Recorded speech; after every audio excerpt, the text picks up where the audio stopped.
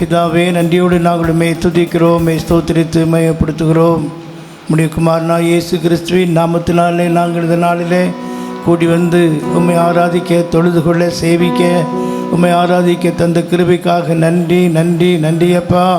கடந்த நாட்கள் ஆண்டீர்களை கண்மணி போல பாதுகாத்து பராமரித்து போஷித்து காப்பாற்றி தூக்கி சுமந்து ஏந்தி தப்புவித்து நீ பலப்படுத்தினதுக்காக நன்றி. எங்கள் பலவீனங்களில் எல்லாம் ஆண்டவரே உம்முடைய கிருபை உம்முடைய பலன்களை தாங்கிறதுக்காக உன்னத பலன், தேவ பலன், உள்ளான பலனை நீ தந்து நடத்துறதுக்காக உமக்கு நன்றி நன்றி என்று சொல்லி ஜெபிக்கிறோம்.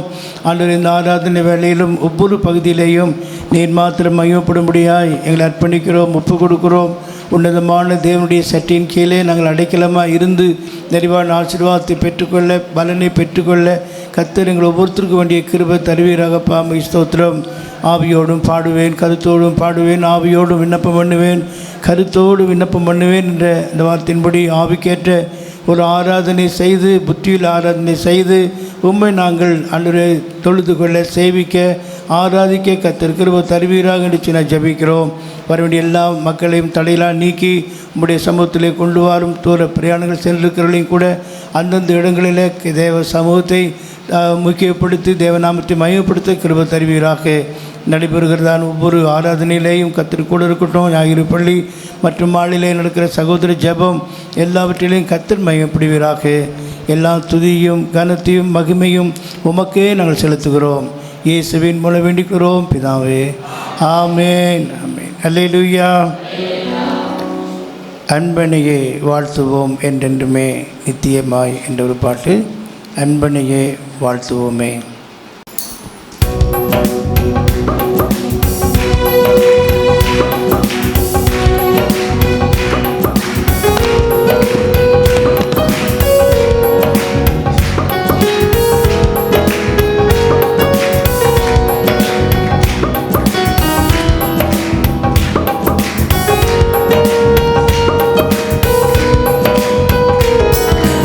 அன்பனையே வாழ்த்துவோம் என்றென்றுமே நித்தியமா.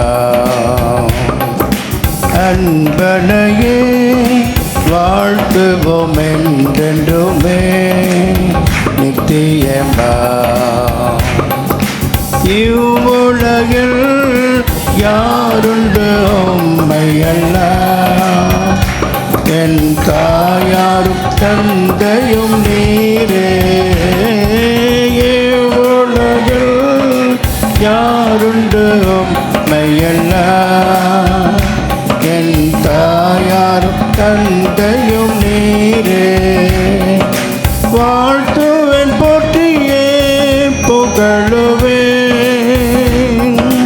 வாழ்த்துவேன், போற்றியே புகழுவேன், புகழுவேன் என்ற நேசரையே நித்தியமா.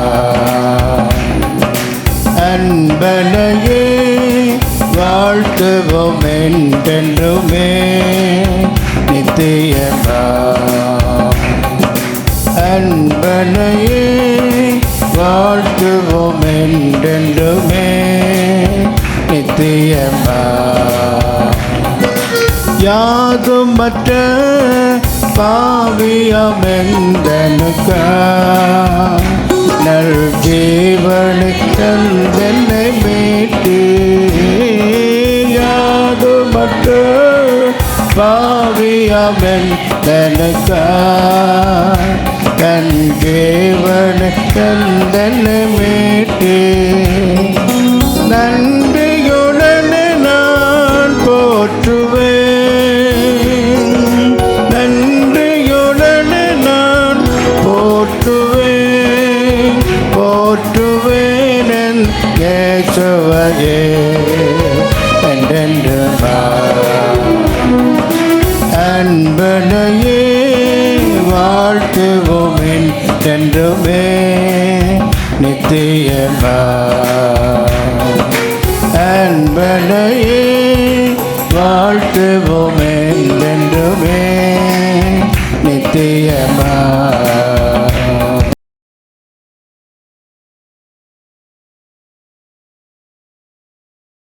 ஆண்டவர் கொடுத்த நன்மையான நாளுக்காக ஆண்டவரை துதிக்கிறோம், ஆண்டவரை ஸ்தோத்திரிக்கிறோம். இந்த மாதத்தின் 2வது ஞாயிறு ஆராதனைக்கு கர்த்தர் நம்மை கொண்டு வந்திருக்கிறார். ஆமென். காலங்கள் கடந்து போய் கொண்டே இருக்கிறது. ஜனவரி மாதம் இப்போ தான் வந்த மாதிரி இருந்துச்சு. ஆனால் இப்போ ஆகஸ்ட்டுக்குள்ளே அடி எடுத்து வைக்க கர்த்தர் கிருபை செய்திருக்கிறார். இன்னும் 3 மாதம் தான் இருக்குது இந்த மாதம், இந்த வருஷம் முடிப்பதற்கு. ஆண்டவர் இவ்வளவாய் நேர்த்தியாய் நம்மையும் நம்ம குடும்பங்களையும் கர்த்தர் பத்திரமாய் நடத்தி கொண்டு வருகிறார். கர்த்தர் நிச்சயமாகவே அவர் நம்ம மேல் வைத்த அவருடைய கிருபைகள் பெரியது. ஆமென். அல்லேலூயா. ஆண்டவருடைய பரிசுத்த நாமத்திற்கு மகிமை உண்டாவதாக. 25வது சங்கீதம் 22ஆம் வசனத்தை நம்ம வாசி கேட்போம். 25ஆம் சங்கீதத்தை எடுத்துக்கொண்டு 22ஆம் வசனத்தை நாம் வாசி கேட்போம். தேவனே தேவனே இஸ்ரவேலை அவனுடைய எல்லா இக்கட்டுகளுக்கும் நீங்களாக்கி மீட்டுவிடும். இஸ்ரவேலை அவனுடைய எல்லா இக்கட்டுகளுக்கும் நீங்களாக்கி மீட்டுவிடும். ஆமென். இந்த மாதத்தில் ஆண்டவர் எனக்கு காண்பித்து கொடுத்த வார்த்தை இந்த வசனம் தான். 25வது சங்கீதம் 22ஆம் வசனம். தேவனே இஸ்ரவேலை அவனுடைய எல்லா இக்கட்டுகளுக்கும் நீங்களாக்கி மீட்டுவிடும். இப்போ இந்த வசனத்தை உட்கார்ந்து நான் யோசித்து பார்த்து கொண்டிருக்கும் பொழுது, அப்போது ஏதோ இக்கட்டு ஏதோ வரப்போகுது, சபைக்கோ குடும்பத்துக்கோ பிள்ளைகளுக்கோ யாருக்கோ, நம்ம ஒவ்வொருவருக்கும் ஏதோ ஒரு இக்கட்டு வரப்போகுது என்பதற்காக தான் ஆண்டவர் இந்த வார்த்தையை கர்த்தர் நமக்கு காண்பித்து கொடுத்திருக்கிறார். ஒரு சொல்லுங்க. தேவனே, தாவீது ஜெபிக்கிறார். என்ன ஜெபிக்கிறாரு? இஸ்ரவேலை அவனுடைய, தாவீதுக்கு பலவிதமான இக்கட்டுகள், ஆபத்துகள், போராட்டங்கள், நெருக்கங்கள் இருந்த வேளையில் அவர் இங்கே ஏறெடுத்த ஜெபத்தை தான் நம்ம வாசிக்க கேட்டோம். நீங்களாக்கி எல்லா இக்கட்டுகளுக்கும் எங்களை என்ன செஞ்சிருங்க ஆண்டவரே? அந்த ஜெபத்தை இந்த நாட்களில் நீங்களும் நானும் செய்ய வேண்டும். ஆமென். ஆமாம். தேசத்துக்கும் சரி, குடும்பத்துக்கும் சரி, பிள்ளைகளுக்கும் சரி, நமக்கும் சரி, நம்முடைய வேலைகளையும் சரி, பிஸ்னஸ்லையும் சரி, ஆவிக்குரிய வாழ்க்கையிலும் சரி, பிசாசு பலவிதமான சதி திட்டங்களை ஏற்படுத்தி இக்கட்டுகளை கொண்டு வந்து, நெருக்கத்தை கொண்டு வந்து, ஆபத்துகளை கொண்டு வந்து, கஷ்டங்களை கொண்டு வந்து எப்படியாகிலும் இவர்களை என்ன செய்யலாம்? முறியெடுத்து விடலாம் என்று சத்துரு நினைக்கும் பொழுது, தாவீதை போல நாம் ஆண்டவரை நோக்கி பார்த்து, ஆண்டவரே எங்களை எல்லா விதமான இக்கட்டுகளுக்கு எங்களை என்ன செஞ்சிருங்க ஆண்டவரே? இந்த ஜெபத்தை சபை விசுவாசி பிள்ளைகள் நீங்கள் இந்த ஏறெடுக்கணும். ஆமென். சபைக்கு ஒவ்வொரு மாதமும் கர்த்தர் ஒவ்வொரு ஊழியர்கள் மூலமாக வாக்குத்தத்தமாகவும் எச்சரிப்பான செய்திகளையும் தீர்க்கதரிசனமான வார்த்தைகளையும் கர்த்தர் பேசி கொண்டு தான் இருக்கிறார். விசுவாசிகளாகிய நீங்கள் விழிப்புள்ளவர்களாக இருந்த இந்த வார்த்தையை ஏனோதான் என்று உட்கார்ந்து கேட்டுக்கொண்டிருக்கிறாம, பயத்தோடு நடுக்கத்தோடு தேவ சமூகத்திலிருந்து புறப்படுகிற வார்த்தைகளை நாம் இருதயத்துக்குள் ஏற்றுக்கொண்டு அந்த வார்த்தைகளை வைத்து ஜெபித்து அதிலிருந்து நாம் எப்படி தப்பித்து கொள்ளலாம், அந்த வாக்குத்தத்தங்களை எப்படி சுதந்திரித்து கொள்ளலாம் என்ற அந்த கண்ணோட்டத்தில் தான் தேவ சமூகத்தில் நாம் உட்கார்ந்து கொண்டிருக்கணும். ஆமாம் இல்லைங்களா? ஒவ்வொரு மாதமும் ஒவ்வொரு அந்த ஞாயிறு ஆராதனையில் கர்த்தர் நிறைய காரியங்களை குறித்து என்னோட கூட பேசி கொண்டு தான் இருக்கிறார். அங்கெங்கேயும் ஓடாமல் சபையில் இருக்கிற மெய்ப்பன் உங்களுக்கு கொடுக்குற அந்த வார்த்தை தான் உங்களுக்கு தீர்க்கதரிசனமான வார்த்தை. ஆமாம். அந்தந்த சபைக்கு தான், அந்தந்த மெய்ப்பனுக்கு தான் தெரியும் இந்த சபைக்கு என்ன தூதை கர்த்தர் கொடுக்கணும்னு. அப்போ இந்த தூது உங்களுக்கு வரும் பொழுது பரிசுத்தவான்கள் அவருடைய பாதங்களிலே விழுந்து போதனை அடைகிறார்கள். அவருடைய பாதங்களில் விழுந்து நாங்கள் பெற்றுக்கொண்ட காரியத்தை உங்களுக்கு எடுத்து சொல்லும் பொழுது அதை நீங்கள் பயத்தோடு ஏதோ நடந்து உட்கார்ந்து கொண்டிருக்காம, ஆண்டவரே எங்களை இக்கட்டிலிருந்து எப்படியாக நீங்களாக்கி எங்களை செஞ்சிருங்க, மீட்டு விடும் என்று அப்படிப்பட்ட ஜெபம் தாவீது ஏறெடுத்தது போல இந்த நாட்களில் நீங்கள் ஏறெடுக்க வேண்டும் என்று கர்த்தர் விரும்புகிறார். ஆமென். இன்றைக்கு நம்முடைய வாழ்க்கையில் இக்கட்டுகள், போராட்டங்கள் நம்மை சூழ்ந்து வரும் பொழுது அதிலிருந்து நாம் எப்படி தப்பித்து கொள்வது? இக்கட்டுகள் வரும் பொழுது நாம் செய்யக்கூடாதவைகள் என்ன? இக்கட்டுகள் வரும் பொழுது அந்த இக்கட்டை மேற்கொள்வது எப்படி என்று 2 பகுதிகளாக உங்களோடு கூட நான் பேச போகிறேன். ஆமென். இன்றைக்கு இக்கட்டுகள் நம்முடைய வாழ்க்கையில் வரும் பொழுது நாம் செய்யக்கூடாத காரியங்கள் என்ன என்பதை மாத்திரம்தான் உங்களோடு கூட பேச போகிறேன். மீதி அடுத்த பகுதி ஆண்டு சுத்தமானால் ஆண்டுடைய வருகை தாமதிக்கும் என்று சொன்னால் இன்னொரு வாரத்தில் அந்த காரியத்தை உங்களோடு கூட பகிர்ந்து கொள்வேன். ஆமென். இந்த சங்கீதத்தில் நாம் பார்க்கும் பொழுது தாவீது ஜெபிக்கிறாரு, இக்கட்டுகளுக்கு நீங்களாக்கி மீட்டுக்கொள்ளும் என்று இங்கே ஒரு ஜெபத்தை ஏறெடுக்கிறான்னு நான் இங்கே சொல்லியிருந்தேன். ஆனால் இந்த சங்கீதத்தில் தன்னை நீங்களாக்கி விடுவதற்கு 3 காரியங்களை சொல்லுகிறார். 15ஆம் வசனத்தை வாசிங்க. என் கண்கள் எப்போதும் கர்த்தரை நோக்கி கொண்டிருக்கிறது. என் கண்கள் எப்போதும் கர்த்தரை நோக்கி கொண்டிருக்கிறது. என் கால்களை வலைக்கு நீங்களாக்கி விடுவார். அவரே என் கால்களை வலைக்கு நீங்களாக்கி விடுவார். பாருங்க, நம்முடைய வாழ்க்கையில சத்துரு பலவிதமான வலைகளை விரிக்கலாம். பலவிதமான வலைகளை விரித்து அந்த வலைகளை எப்படியாகிலும் என்ன செய்யணும், சிக்கிக்கொள்ள வேண்டும் என்று பிசாசு தந்திரமா சில வலைகளை குடும்பங்களில் விரிப்பான், வாழ்க்கையில் விரிப்பான், சபைக்கு விரோதமாக விரிப்பான். இப்படிப்பட்ட வலைகளை கண்டு விசுவாசிகளாகி நீங்கள் நாம அந்த வலைகளை பார்த்து பயந்து கொண்டு இருக்கிறவர்களாக அல்ல, தாவீதை போல என்னுடைய கால்களுக்கு சொல்றாரு, தன்னுடைய கால்களுக்கு வைக்கப்பட்டிருக்கிற வலைகள் நீங்கி போகணும் என்பதற்காக அவன் என்ன செய்கிறான் என்று சொன்னால், என் கண்கள் எப்போதும் கர்த்தரை நோக்கி கொண்டிருக்கிறது. அல்லேலூயா. தன்னுடைய கால்களுக்கு வைக்கப்பட்டிருக்கிற வலைகள் நீங்கி போகணும்னா அவர்கள் வலைகளை பார்த்துட்டே பயந்துட்டு இருக்கிறவர்கள் அல்ல, அவர்கள் இயேசுவை நோக்கி பார்க்கிற தேவ பிள்ளைகளாக இருப்பார்கள். அதான் தாவீது சொல்றார், எனக்கு ஏகப்பட்ட வலையை விரிச்சு வச்சிருக்கிறான் சத்துரு. உங்க குடும்பத்துக்கு விரோதமாக பல காரியங்களை திட்டம் பண்ணிட்டு இருக்கிறான் பிசாசு. உங்களுக்கு தெரியாது, மறைந்திருந்து தான் அவன் தாக்குவான். பிசாசுடைய வேலையை நேரில் வந்துலாம் தாக்க மாட்டான், மறைவில் இருந்து தானே செய்வான். அதற்கு நீங்களும் நானும் தப்பணும்னா அவனுடைய வலைகளிலே சிக்கிக்கொள்ளாதபடி நாம் காத்து தப்பப்பட வேண்டும் என்று சொன்னால் இயேசுவை நோக்கி பார்க்கணும். அதுதான் தாவீது செய்கிறார். 17ஆம் வசனத்துல பாருங்க, அவர் அங்க என்ன சொல்றாரு பாருங்க. என் இருதயத்தின் வியாகுலங்கள் பெருகி இருக்கிறது. தாவீதுடைய வாழ்க்கையில இருதயத்தின் வியாகுலங்கள் பெருகி இருக்கிறது. என் இடுக்கண்களுக்கு என்னை நீங்களாக்கி விடும். அதனால அவனுக்கு வந்த எல்லா இடுக்கண்களிலிருந்தும் என்ன செய்யுங்க, நீங்களாக்கி விடுவதற்கு இப்படிப்பட்ட காரியத்திலிருந்து என்னை 3 விதங்களிலே என்னை விடுதலையாக்கும் ஆண்டவர் என்று சொல்லி தாவீது சொல்றார்.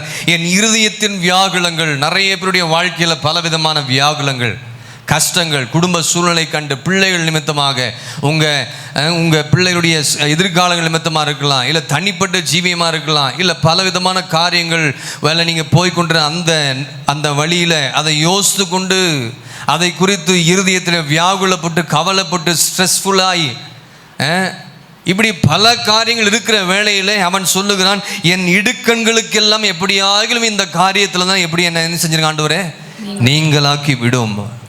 22ஆம் வசனத்தில் அவர் சொல்றாரு, தேவனே இஸ்ரவேலை அவருடைய எல்லா இக்கட்டுகளுக்கும் என்ன செஞ்சிருங்க, இப்படி 3 விதமான இக்கட்டுகள் இருந்து என்னை நீங்களாக்கி விடும் என்று சொல்லி தாவீது ஆண்டவருடைய சமூகத்தில் கெஞ்சி கேட்கிற ஒரு ஜெபத்தை தான் நம்ம இங்கே நாம் பார்க்கிறோம். ஆமென். இக்கட்டு என்று நாம் பார்க்கும் பொழுது, இக்கட்டு என்ற வார்த்தைக்கு வேறு சில அர்த்தங்களும் இருக்கு. இக்கட்டுகள் என்று சொன்னால் கலங்குதல், துக்கப்படுதல், திகில், கவலைப்பட்டு கலங்குதல், ட்ரபிள். இக்கட்டுகளிலிருந்து நம்ம எப்படி இக்கட்டுகளிலிருந்து நம்ம எப்படி அதை நாம் மேற்கொள்வது, how to over come the troubles. நம்முடைய வாழ்க்கையில் வருகிற இக்கட்டுகள், பிரச்சனைகள், நெருக்கங்கள், இதிலிருந்தெல்லாம் எப்படி நம்ம மீட்டு வெளியே வர வேண்டும், அதிலிருந்து நாம் வெளியே வருவதற்கு நாம் செய்யக்கூடாதவைகள் என்ன என்பதையும் நாம் பார்க்கணும். அம்மா இல்லைங்களா? ஒரு ஆமென் சொல்லுங்க. இன்னைக்கு நிறைய பேருடைய கேள்வி என்னன்னா, இன்றைக்கு இதிலிருந்து நம்ம எப்படி வெளியே வருது? ஸ்ட்ரெஸ்ல இருக்கிறேன், நான் இக்கட்டில் இருக்கிறேன், ஆபத்தில் இருக்கிறேன், வியாகுலத்தில் இருக்கிறேன், பிரச்சனையில் இருக்கிறேன், எப்பொழுதுமே அழுது கொண்டு இருந்தா என்னங்க பண்றது? வருஷம் ஃபுல்லாக அழுதுகிட்டே இருந்தா அப்படிப்பட்ட சூழ்நிலையில் விசுவாசிகள் இருக்கக்கூடாது. ஒரு ஆமென் சொல்லுவோம். எப்போ பார்த்தாலும் ஜபம் ஜபம் ஜபம். எதுக்காக ஜபம் பண்ணுறோம்? உங்களுக்காக தான் ஜபம் பண்ணுறீங்க. ஆனால் நம்முடைய ஆவிக்குரிய வாழ்க்கை முன்னேறணும்னு சொல்லி யாரும் அழுது ஜபிச்சிருக்கிறீங்களா? கிடையாது. அங்கே காரியங்கள் நிறைவேறும்னா அப்போ தான் வந்து ஜபம் பண்ணுறீங்க. நல்லது, தேவைதான். ஆனால் இன்றைக்கு இப்படிப்பட்ட இக்கட்டில் இருந்து எப்படி நாங்கள் வெளியே வருவது தான் இன்றைக்கு நிறைய பேருடைய கேள்வி இருக்குது. இதுலேருந்து எப்படி வெளியே வருவது, அதை குறித்து தான் நிறைய பேர் கலங்கி கொண்டிருக்கிறீங்க. அந்த இக்கட்டிலேருந்து வெளியே வருவதற்கு என்ன செய்ய வேண்டும் என்பது பார்ப்பதற்கு முன்பதாக நம்ம வாழ்க்கையில் ஏன் இக்கட்டு வருது அதை பார்க்கணும்ல. இக்கட்டு வந்துருச்சு, ஏன் இக்கட்டு வந்துச்சு? சும்மாவா இக்கட்டு வரும்? ஏன் இக்கட்டுகள் வந்தது வாழ்க்கையில் அதை பார்க்கணும். உபாகமம் 31 16 வசனத்தையும் 17 வசனத்தையும் கொஞ்சம் வாசிங்க. உபாகமம் 31 வசனத்தை எடுத்து தயவு செய்து பாருங்க. 31 16 வசனத்தையும் 17 வசனத்தையும் கொஞ்சம் வாசிக்க நம்ம கேட்டோம். மோசேயை நோக்கி, கர்த்தர் மோசேயை நோக்கி, நீ உன் பிதாக்களோட படுத்துக்கொள்ள போகிறாய். மோசேயினுடைய வாழ்க்கை முடிய போகுது, அவனுடைய காரியங்கள் முடிய போகிறது. அப்ப ஆண்டவர் மோசே கிட்ட சொல்றாரு, பிதாக்களோடு நீ படுத்துக்கொள்ள போகிறாய். இந்த ஜனங்கள் எழும்பி, இந்த இஸ்ரவேல் ஜனங்கள் என்ன செய்ய போறாங்க தெரியுங்களா? நீ இல்லாத பொழுது, நீ மரித்த பிறகு இந்த ஜனங்கள் எழும்பி தாங்கள் போயிருக்கும்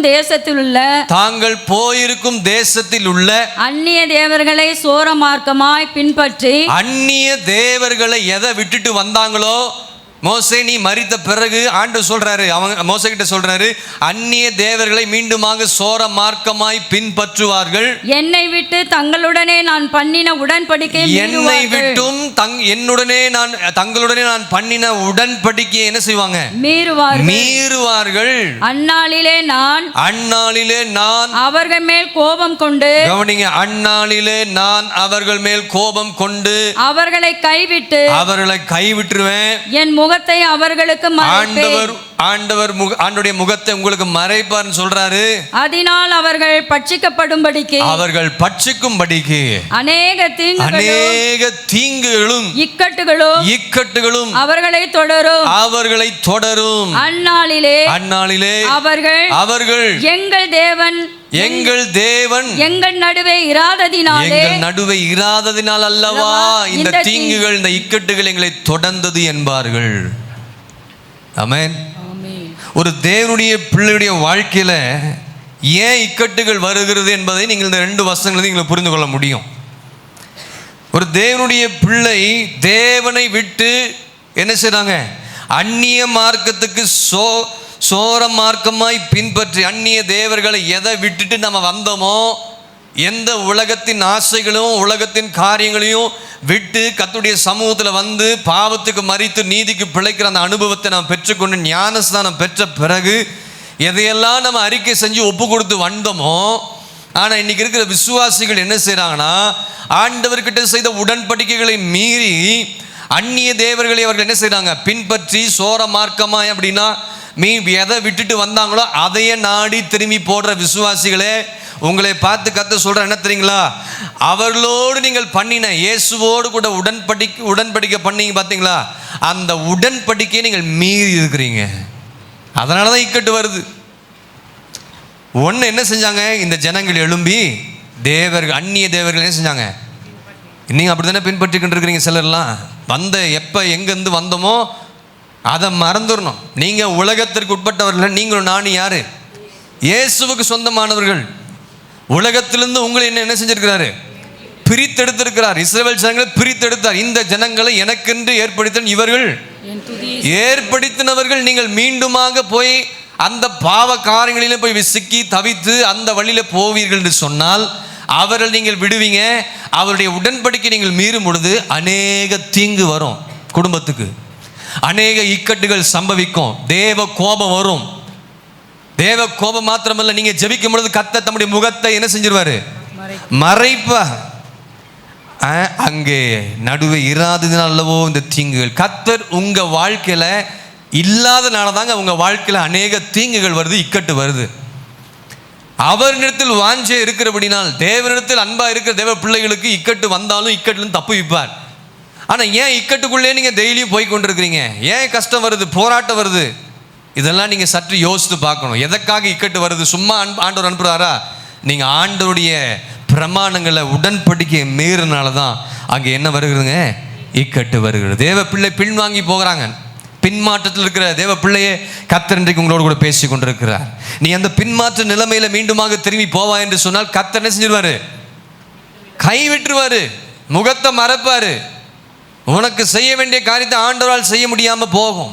என்றைக்கு தேவ சமூகத்தில் செய்த உடன்படிக்கைகளை உண்மையா இருக்கிறீங்களோ அன்றைக்கு தான் கர்த்தர் உங்களோடு கூட எல்லா இக்கட்டுகளிலும் கர்த்தர் உங்களை விலக்கி மீட்டெடுக்க வல்லவராக இருக்கிறார். எத்தனை பேர் ஆமென் சொல்றீங்க? ஹல்லேலூயா. அப்ப இக்கட்டுகள் வந்து நம்மை சூழ்ந்து கொண்டிருக்கிற காரியங்கள் என்னன்னா இதுதான், இந்த 3 தான். அதை இன்னைக்கு சரி பண்ணுங்க. எங்கே உடன்படிக்கை ஆண்டவர்கிட்ட மீறினீங்க?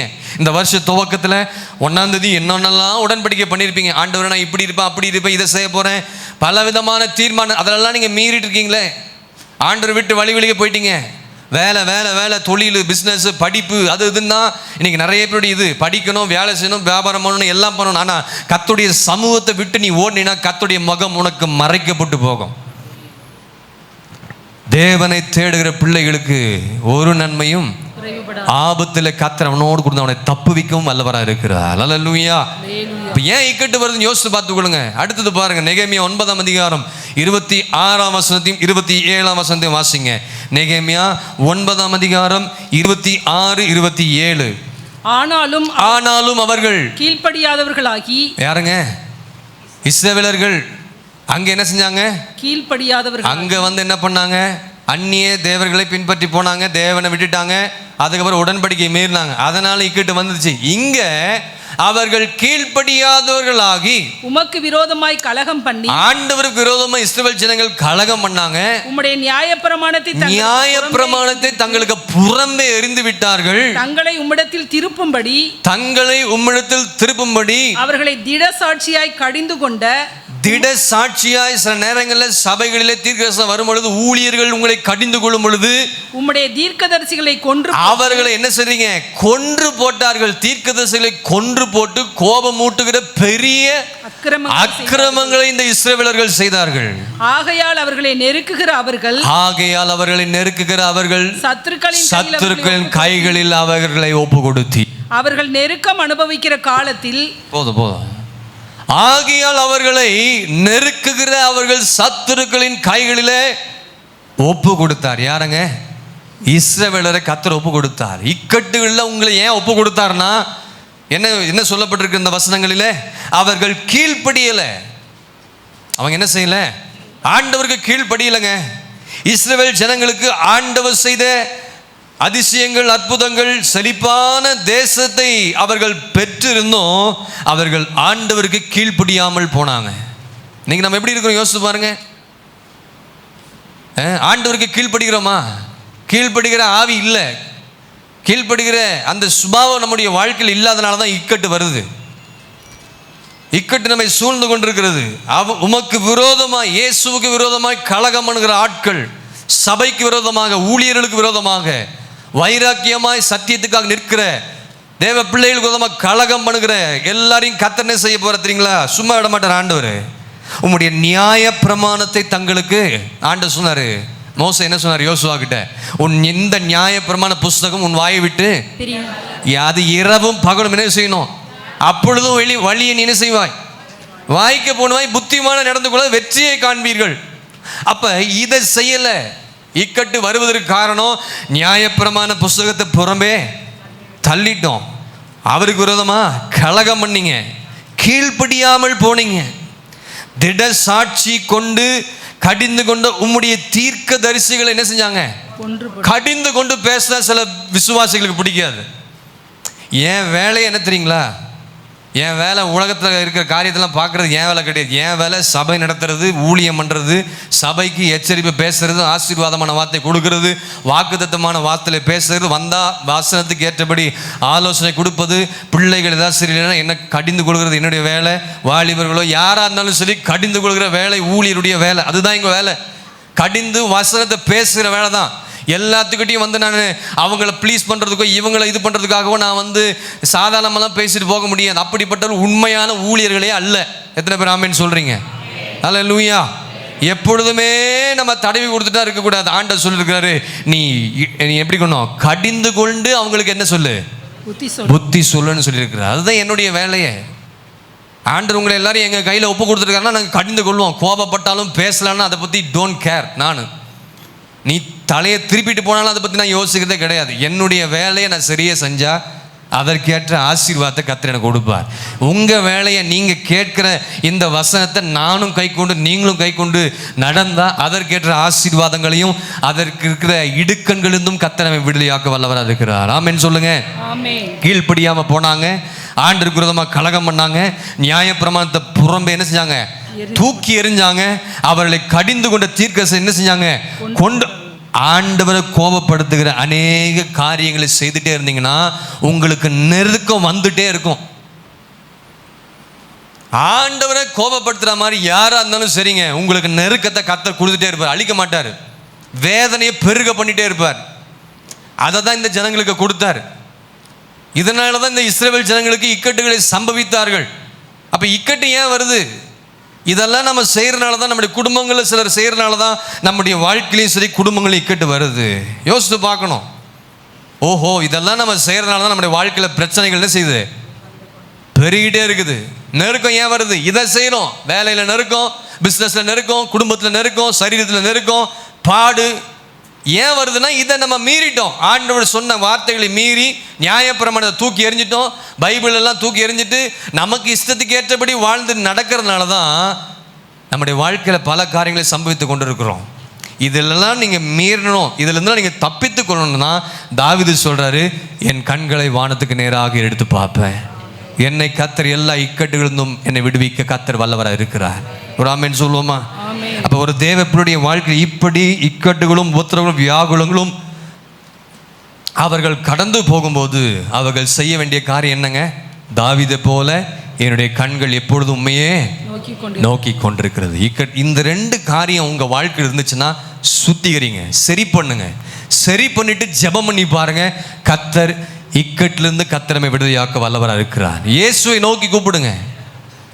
இயேசுவை நோக்கி கூப்பிடும் பொழுது இப்படிலாம் இருந்துச்சு ஆண்டவர், இதனால தான் என் வாழ்க்கையில் இக்கட்டு, என் குடும்பத்தில் நெருக்கம், என்னை மன்னிங்க ஆண்டவர்னு சொல்லி தேவ சமூகத்தில் ஜெபித்து பாருங்க, கர்த்தர் இக்கட்டுகளுக்கு நீங்களாக்கி உங்களை விடுதலையாக்க வல்லவராக இருக்கிறார். ஆமென், அல்லேலூயா. பாருங்க, ஒரு சூழ்நிலையில இஸ்ரவேல் ஜனங்கள் சில இக்கட்டுகளுக்குள்ளாக அவர்கள் செல்ல வேண்டிய சூழ்நிலை காணப்பட்டது.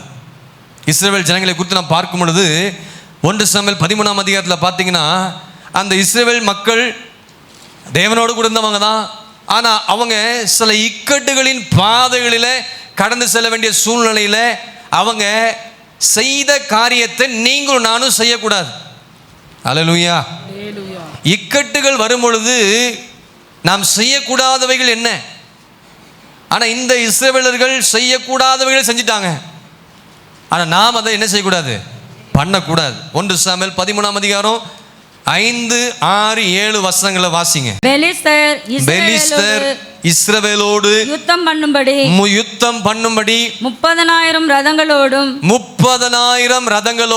6,000 குதிரை வீரரோடும் கடற்கரை ஜனங்களோடும் கூடி கொண்டு வந்து பெத்தவேலுக்கு கீழ்கான மிக்மாசிலே பாளையமிறங்கினார்கள். அப்பொழுது இஸ்ரவேலர் தங்களுக்கு உண்டான இக்கட்டை கண்டபோது ஜனங்கள் தங்களுக்கு உண்டான நெருக்கத்தினாலே கெபிகளில், முக்காடுகளிலும், கண்மலைகளிலும், துருக்கங்களிலும், குகைகளிலும் ஒளிந்து கொண்டார்கள்.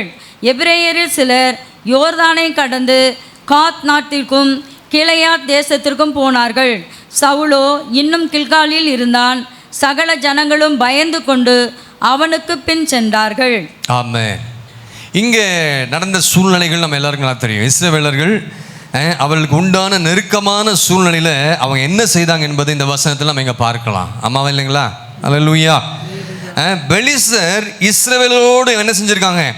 யுத்தம் பண்ணும்படி அவர்கள் கடந்து வந்திருக்கிறாங்க. யுத்தம் பண்ணும்படி 3 விதங்களில் வந்திருக்கிறாங்க. வசனத்தை பார்த்தீங்கன்னா தெரியும். 5ஆம் வசனத்தில் எப்படி வந்திருக்கிறாங்க?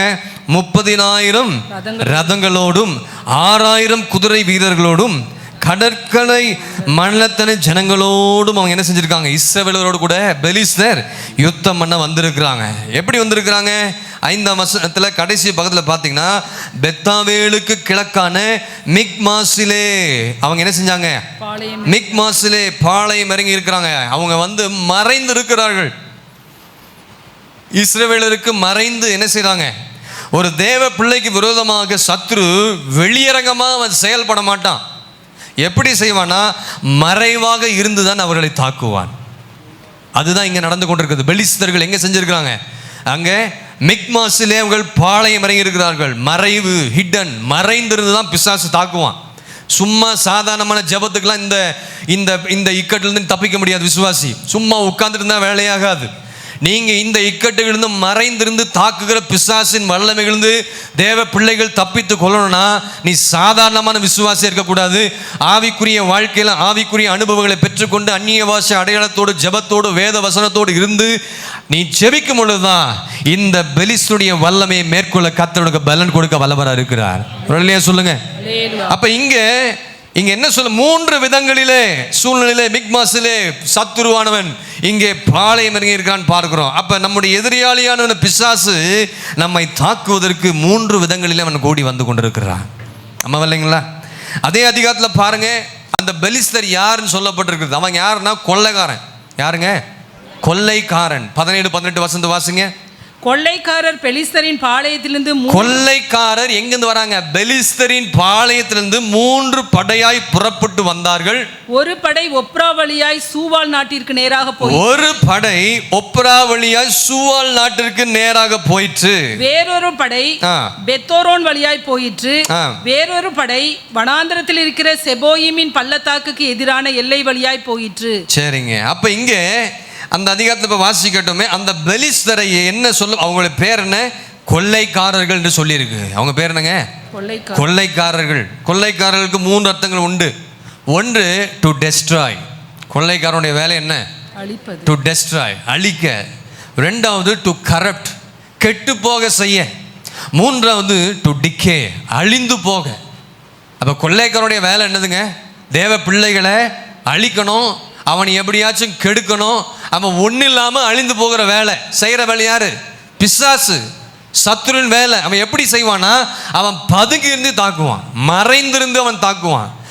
அதனால தான் வசனம் சொல்லப்பட்டிருக்குது, பிசாசானவன் யாரை விழுங்கலாம் என்று சொல்லி கெர்ச்சிக்கிற சிங்கம் போல தான். அவன் சிங்கம் கிடையாது, சிங்கத்தை போல வகை தேடி சுற்றி திரிகிறான். ஆனா நீங்க தெளிந்த புத்தி உள்ளவளா இருந்து ஜெபத்திலும் வேத வசனத்திலும் விழிப்புள்ளவளா இருந்து இருந்தீங்கன்னா அந்த வலைகளிலிருந்து கர்த்தர் உங்களை தப்புவிக்க வல்லவராக இருக்கிறார். அல்லேலூயா.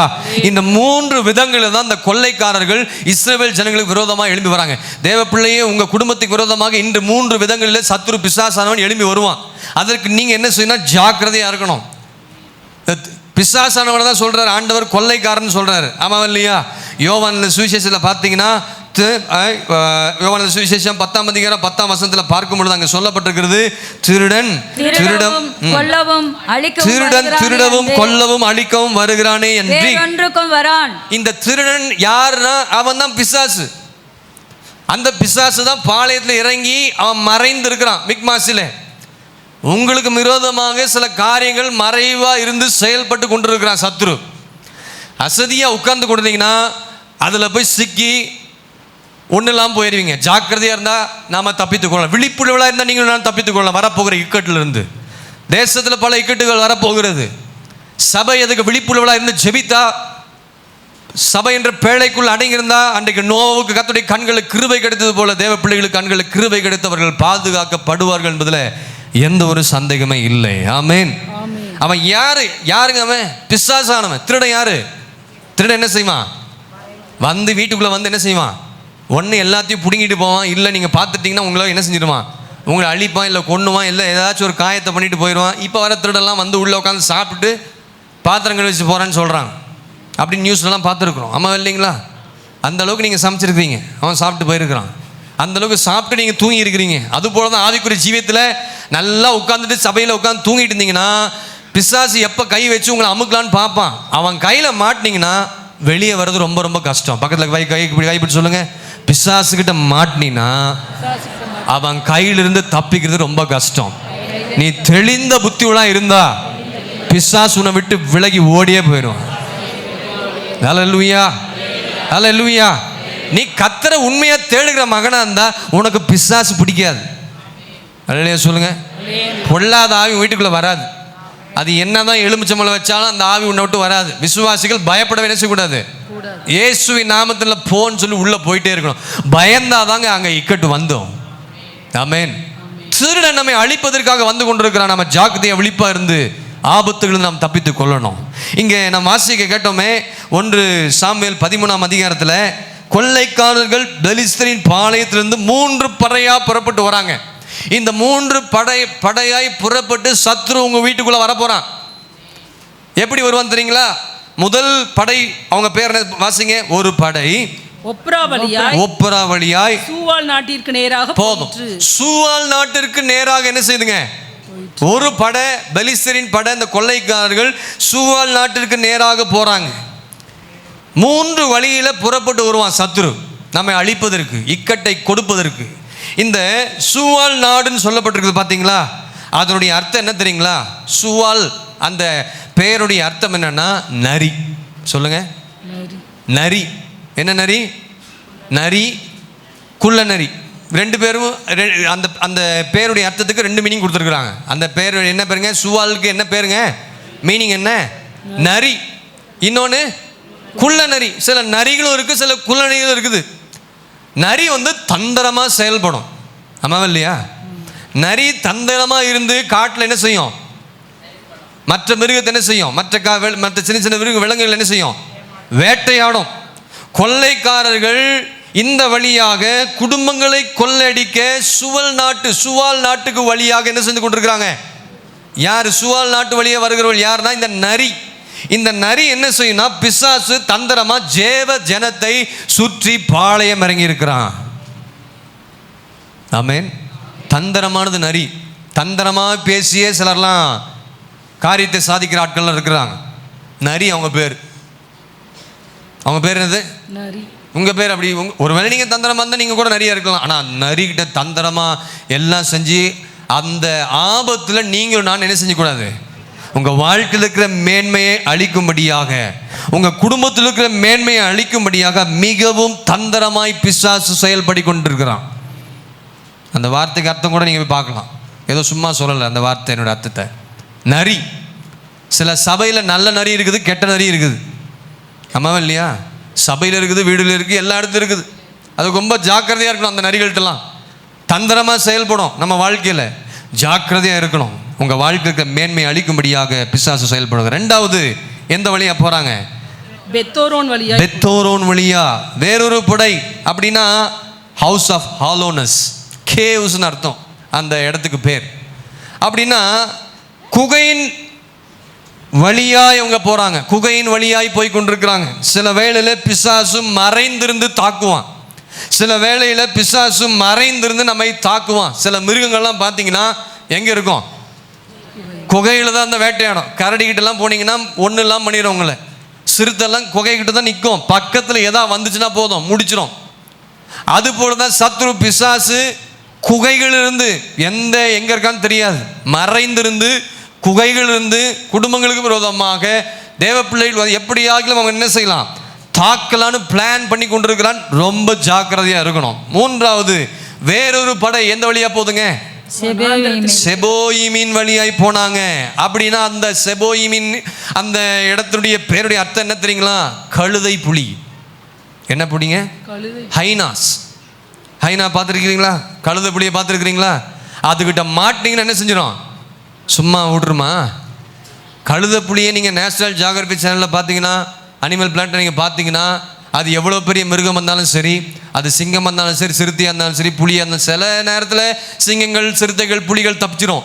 ஹைனா கிட்ட, கழுதை புலிகிட்ட கூட்டம் கூடிச்சுன்னா, சிங்கத்தை நோட்டம் விட்டுருச்சுன்னா, அது கடிச்சு கடிச்சு கடிச்சு கடிச்சு காயப்படுத்தி காயப்படுத்தி காயப்படுத்தி கடைசியில் கொன்று என்ன செஞ்சிடும்? அப்படி தான் பிசாசு கொஞ்சம் கொஞ்சம் நெருக்கம் கொடுப்பான். கழுதை புலியை மாதிரி கடிப்பான், நெருக்கம் கொடுப்பான். கொடுத்து கொடுத்து நீ ஜெபம் பண்ணாமல் இருந்தீங்கன்னா அப்படியே அதுக்கிட்ட மாட்டி மாட்டி மாட்டி மாட்டி என்ன செஞ்சிடுவோம்? அழிஞ்சே போயிடும் ஆவிக்குரிய வாழ்க்கையில். இந்த சிங்கம் புலி என்பது, இந்த கழுதை புலி என்று சொல்வது மோசமான மிருகம். அதுக்கிட்ட மாட்டினா என்ன ஆகும்? முடிஞ்சிடும் வாழ்க்கை. ஏசாயா 13ஆம் அதிகாரம் 22ஆம் வசனத்தில் அதுக்கு பேர் ஓரிகள் என்று சொல்லப்பட்டிருக்கிறது. ஆமாம் தானே? ஏசாயா 13ஆம் அதிகாரம் 22ஆம் வசனத்தில் அவர்கள் பாழான மாளிகைகளில் ஓரிகள் ஊளையிடும். ஓரிகள்னா ஹைனாஸ்னு அர்த்தம். ஓரிகள்னா என்னதுங்க? ஹைனாஸ். சில நேரத்தில் இந்த ஓரிகைகள் இந்த ஹைனாஸ் என்ன பண்ணுன்னா, சிங்கம் வேட்டையாடி வச்சிருக்கு பார்த்தீங்களா, அதை போய் சில நேரத்தில் என்ன பண்ணும்? பிணங்களை தின்னும். அது மாத்திரமில்ல, அதுக்கிட்ட யார் மாட்டினாலும் அதை என்ன செஞ்சிடாது? விடவே விட்டுறாது. பிசாசுக்கிட்டையும் அப்படி தான். மாட்டினீங்கன்னா கடைசி வரைக்கும் காட்டில் போனீங்கன்னா தெரியும். காட்டில் போனவங்களாம் தெரியும், வாங்க கூட்டிகிட்டு போகிறோம். அந்த காட்டுக்கு போகும்போது காலில் என்ன ஏறும்? அட்டை ஒட்டிக்கோ ஷூவில். அட்டை என்ன பண்ணும்? ரத்தத்தை இழுக்கிற வரைக்கும் அது உங்களை என்ன செய்யாது. அது போல தான் பிசாசு, அது போல தான் அந்த கழுதை புளியும் காட்டில் சோழியை முடிச்சு அமுச்சு விட்டுரும். ஆகவே தேவ பிள்ளைகளுக்கு விரோதமாக இப்படி 3 விதங்களிலே சத்துரு வந்து கொண்டிருக்கிறான். ரொம்ப ஆபத்து வரப்போகிறது. 3 விதங்களில் சத்துரு வந்து கொண்டிருக்கிறான். ஆனால் தேவ பிள்ளைகள் இதற்கெல்லாம் விழிப்புள்ளவளாக இருப்பேன் என்று சொன்னால் இந்த சத்துருவின் கையிலிருந்து கர்த்தர் விடுதலை ஆக்குவார். அல்லேலூயா. பிசாசு தந்திரமா செயல்படுவான். ஏவாளை என்ன செஞ்சான்? தந்திரம் பண்ணி தான் பழத்தை தின்னுச்சு. தந்திரம் பண்ணி தான் பிசாசு வஞ்சிப்பான். கடைசியில் தோட்டத்தை விட்டு ஆண்டவர் செஞ்சுட்டாரு. அப்ப ரொம்ப ஜாக்கிரதையாக நாம் செயல்பட வேண்டிய காலங்கள் இது. அல்லேலூயா. ஆமென். இப்படி இந்த 3 விதங்களிலே சத்துருவை பின்தொடர்ந்து வருகிற இந்த வேளையில இந்த இஸ்ரவேல் ஜனங்கள் இந்த பெலிஸ்தருடைய படைகளை கண்டபோது அவங்க என்ன செஞ்சாங்களோ அதை நாம செய்யக்கூடாது. பக்கத்தில் பார்த்து சொல்லுங்க, இஸ்ரவேலர் படைகளை மன்னிக்கும், இஸ்ரவேலர் பெலிஸ்தர் படைகளை கண்டபோது அவங்க செஞ்சதை நாம செஞ்சிடக்கூடாது. அல்லேலூயா. அதை தான் நாம் பார்க்க போறோம். ராமன் சொல்லுங்க.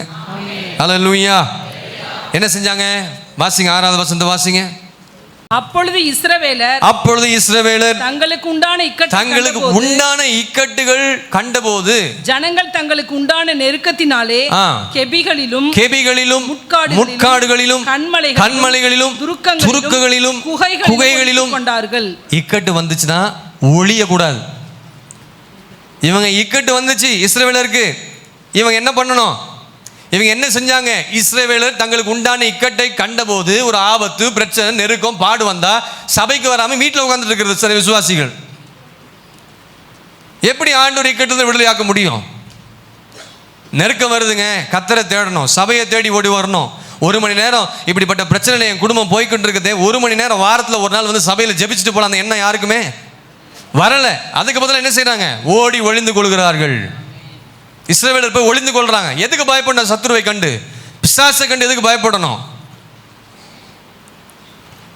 அவங்க எங்க ஒளிஞ்சு கொள்றாங்களா? இக்கட்டு கண்டபோது, அவங்களுக்கு உண்டான இக்கட்டுகள் வந்தபோது, நெருக்கங்கள் வரும்பொழுது கெபிகளில ஒளிஞ்சு கொள்றாங்க, முட்காடுகளில் ஒளிந்து கொள்றாங்க, கண்மலைகளிலும் ஒளிந்து கொள்றாங்க, துருக்கங்களிலும் ஒளிந்து கொள்றாங்க, குகைகளிலும் போய் என்ன செஞ்சாங்க?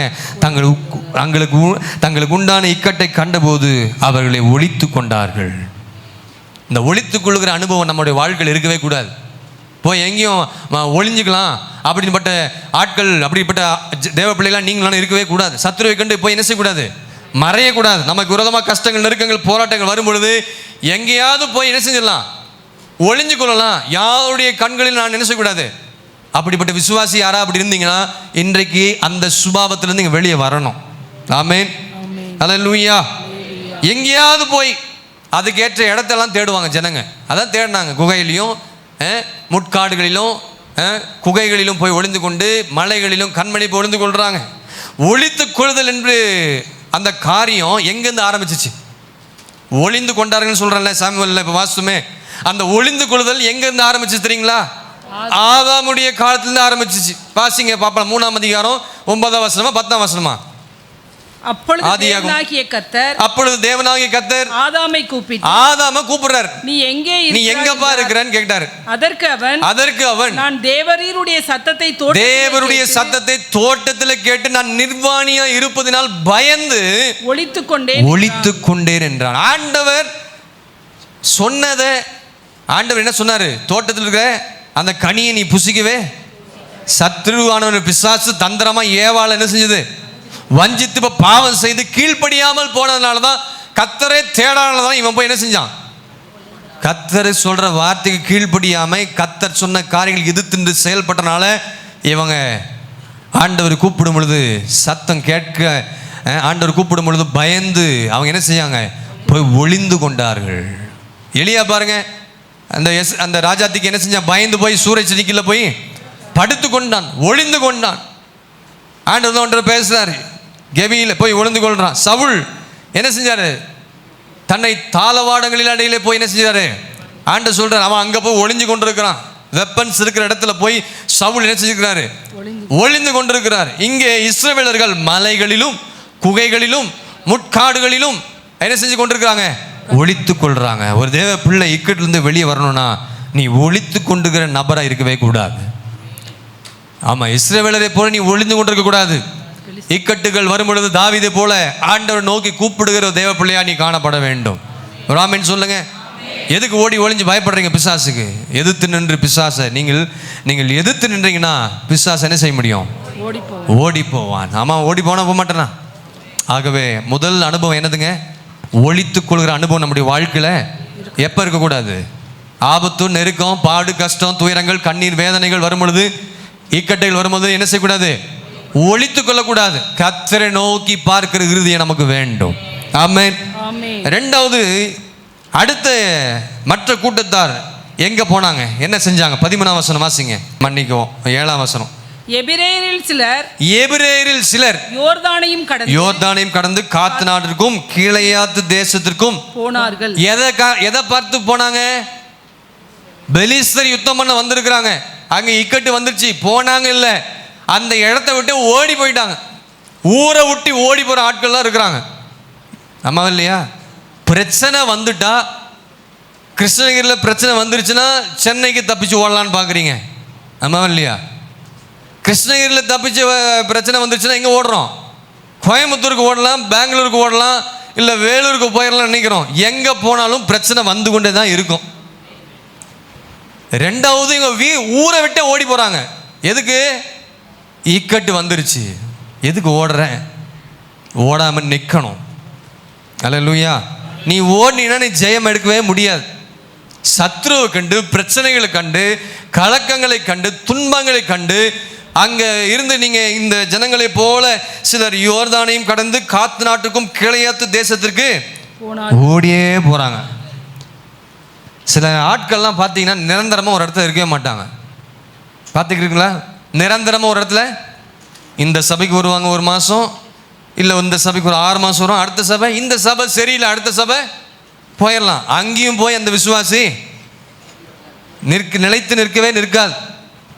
சபையை குறை சொல்கிற விசுவாசி ஒரு போதும் நிலைத்து நிற்காது. ஆமென் சொல்லுங்க.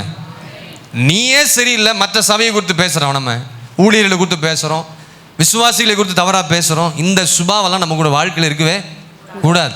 இங்கே சொல்லப்பட்டிருக்கிறது, விசுவாசி உங்கள் வாழ்க்கையில் இந்த ஊரில் கர்த்தர் இந்த கிருஷ்ணகிரி மாவட்டத்தில் கொண்டு வந்திருக்கிறாருன்னா, அந்த கிருஷ்ணகிரி மாவட்டத்தில் உனக்கு இடுக்கன் வரும். பக்கத்தில் பார்த்து கை பிடிச்சி சொல்லுங்க. கிருஷ்ணகிரியில் இருக்கிற நீ, கெங்கலூரில் இருக்கிற, காவேரிப்பட்டினத்தில் இருக்கிறீங்க, வேற எங்கே இருக்கிறீங்க? பையூரில் இருக்கிறீங்க, வேற எங்கே இருக்கிறோம்? குருபாரப்பள்ளியில் இருக்கிறீங்க, குந்தாரப்பள்ளியில் இருக்கிறீங்க, மேல்மல்லில் இருக்கிறீங்க, காந்தி நகரில் இருக்கிறீங்க, சாந்தி நகர், கோஆபரேட்டிவ் காலனி, எங்கே இருந்தாலும் உனக்கு இக்கட்டு தொடர்ந்து வரும். ஓடாதன்னு சொல்லுங்க. ஓடாதீங்க. அல்லேலூயா. எதையா ஊருக்கு போயிடலான்னு பிளான் பண்ணாதீங்க. ஆமென். ஓடாம பெத்லகேமில் பாருங்க, பஞ்சம் வந்த பொழுது உண்டான போது என்ன சொன்னாங்க? நகோமி மோவாப் தேசத்துக்கு ஓடி போயிடலான்னு பிளான் பண்றாங்க. ஆமாவா இல்லையா? ஈசாக்குக்கும் ஒரு பஞ்சம் வந்துச்சு. என்ன சொன்னார் ஆண்டவர்? நீ எங்கேயும் போகாம அங்கே என்ன செய்ய இரு. ஈசாக்கு ஆசீர்வதிச்சாரா? ஈசாக்கு ஆசீர்வதிச்சாரா? அப்படி ஏன் நம்மளை ஆண்டவர் ஆசீர்வதிக்க மாட்டாரு? எங்கேயும் ஓடி போகாம எந்த ப்ராப்ளம் பிரச்சனைகள் வந்தாலும் அதை ஃபேஸ் பண்ணி ஜெயித்து முன்னேறி செல்ல வேண்டியதான் கிறிஸ்துவனுடைய கடமை. ஒரு அல்லேலூயா. அல்லேலூயா. நகோமி என்ன செஞ்சாங்க? பெத்லகேமில் பஞ்சம் வந்துருச்சுன்னா உடனே என்ன பண்றாங்க? மோவாப் தேசத்துக்கு போய் அங்கே என்ன செஞ்சுக்கலாம்? புருஷங்கிட்ட பிரச்சனை வந்தா மாமா அப்பா அம்மா வீட்டுக்கு ஓடலாம் நினைச்சினா நீ ஜெயம் பெற முடியாது. அல்லேலூயா. எல்லா இடங்களிலும் மாமியார் மருமகள பிரச்சனை வரும். நீ ஓடாத, நின்று அங்கே நிரந்தரமாக இருக்கணும். அதுக்குன்னு அதே மாதிரி வந்த உடனே அம்மா அப்பாங்க என்ன செய்யணும்? வாமா வந்துருமா அனுப்பி விட்டுறணும். ஒரு வழியாக சொல்லுங்க. ஒரு ஆமேன்னு சொல்லுங்க. எனக்கு எல்லா இதுவும் இருக்குது. இப்போ 10 இயர்ஸ் நான் இருக்கிறேன். எதை பேசணும்னு ஆண்டவர் எனக்கு சொல்லி கொடுத்துருக்கிறாரு. அல்லேலூயா. ஆமாம். ஆகவே பிரச்சனைகளை கண்டு அங்கேயும் ஓடி போகாமல் ஒரு இடத்துல நின்னீங்கன்னா நீங்கள் ஜெயத்தை காண்பீர்கள். அல்லேலூயா. தாவீது என்ன சொல்கிறார் தெரியுங்களா? எனக்கு என்ன சொல்கிறாரு? சிறகு பறவைகளை போல சிறகுகள் தான், நான் எப்படியாவது என்ன செஞ்சிருவேன். அப்போ ஆண்டவர் கொடுக்க மாட்டார். நீ அங்கே இருக்க வைப்பார் ஆண்டவர் உன்னை. ஆண்டவர் சிறகெல்லாம் கொடுக்கவே மாட்டார். 55ஆம் சங்கீதத்தில் பாருங்க, வாசிங்க. எந்த வசனம் வாசிங்க? 55ஆம் சங்கீதத்தில் 5ஆம் வசனத்தை வாசிங்க. பயமும் நடுக்கமும் என்னை பிடித்தது. தாவீது சொல்றாரு, பயமும் நடுக்கமும் இந்த இஸ்ரவேலருக்கு பிடித்ததால தான் ஊரை விட்டு ஓடுறாங்க. அருக்களிப்பு என்னை மூடிட்டு தாவீது சொல்றாரு, இப்ப எனக்கு புறாவை போல் சிறகுகள் இருந்தா நான் பறந்து போய் இளைப்பாறுவேன். எனக்கு புறாவை போல சிறகுகள் இருந்தா நான் எங்க செய்வேன்? எங்க போவேன்? பறந்து இக்கட்டுகள் இருந்து பறந்து போயிருவேன். எனக்கு ஏகப்பட்ட பிரச்சனை இருக்குது, எங்கேயாச்சும் போயிடலாம்னு நினைக்கிறேன் அப்படின்னு யோசித்தீங்கன்னா ஆண்டவர் புறாவை போல சிறகுகள் கொடுக்க மாட்டார். ஏன்னா சில இடத்துல வச்சிருக்கிறாரு, வச்சியெல்லாம் செய்வார் ஆண்டவர். அப்புறம் உங்களை உயர பறக்க செய்ய வல்லவராக இருக்கிறார். ஆமென் சொல்லுவோமா? 8வது சொல்றாரு பாருங்க, பெருங்காற்றுக்கும் புசலுக்கும் தப்ப தீவிரித்துக் கொள்வேன் என்றார். ஆமென். என் வாழ்க்கையில புறாவை போல சிறகு இருந்தா எவ்வளவு நல்லா இருக்கும்னு நினைக்கிறீங்க? ஆமா தானே சகோதரிமார்கள், சகோதரன்மார்கள்? என் வாழ்க்கையில் எவ்வளோ சிறகு. நான் சும்மா இருந்தேன் பிரதர், இந்த கல்யாணம் பண்ணி வச்சுட்டு நான் படுற பாடு அப்படின்னு சொல்ற சில யூத்ஸ் நான் பார்த்துருக்குறேன். நான் ஒரு நாள் அப்படி சொன்னதே கிடையாது. அல்லேலூயா. ஆமாம். ஏன் பாடு? ஏன் என்னாச்சு? இன்னைக்கு நிறைய பேர் அப்படி தான் இருக்கிறான். கல்யாணம் பண்ணதில் தாங்க என் நிம்மதியாக போச்சு, என் கல்யாணம் பண்ணதில் தான் எனக்கு சந்தோஷமே வந்துச்சு நான் சொல்கிறேன். அல்லேலூயா. ஆமாம். கல்யாணத்துக்கு முன்னாடியும் என் வாழ்க்கை வேற, இப்போ இருக்கிற வேலை மகிமையான வாழ்க்கை. எத்தனை பேர் ஆமென் சொல்கிறீங்க? நீ கர்த்தரை தேடுகிறா இருந்தால் உங்கள் 2 பேர்த்துக்கு என்ன வராது? ஆமாம். நேற்று ஒரு பிரசங்கத்தில் ஒரு பாஸ்டர் சொன்னதை கேட்டேன். சில மனைவி மாதிரி சொன்னாலும் புருஷன் FGBC அந்த ஒரு மெசேஜில் கேட்டுருந்தோம்.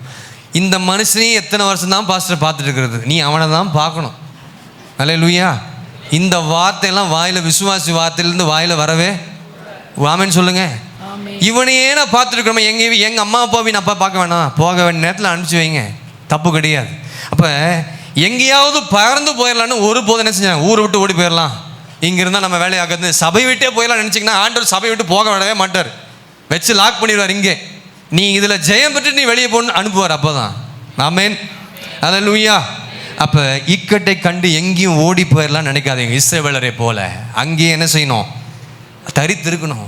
அப்படி ஓடி போனீங்கன்னா அது உங்களுக்கு மேன்மையாக இருக்காது, ஜெயமாக இருக்காது, நீங்கள் சத்துருவுக்கு அடிமையாக இருக்கிறீங்கன்னு அர்த்தம்.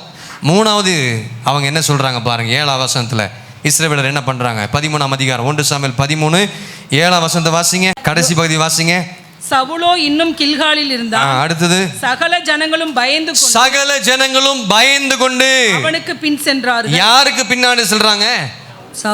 சவுலுக்கு பின்னாடி ஓடிக்கொண்டிருக்கிறாங்க.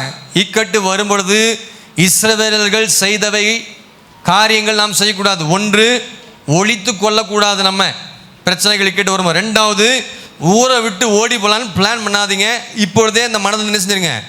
எடுத்துருங்க. 3வது, பயம். எப்போ பார்த்தாலும் சத்துருவை கண்டு என்ன செய்யுது? பயங்கள்.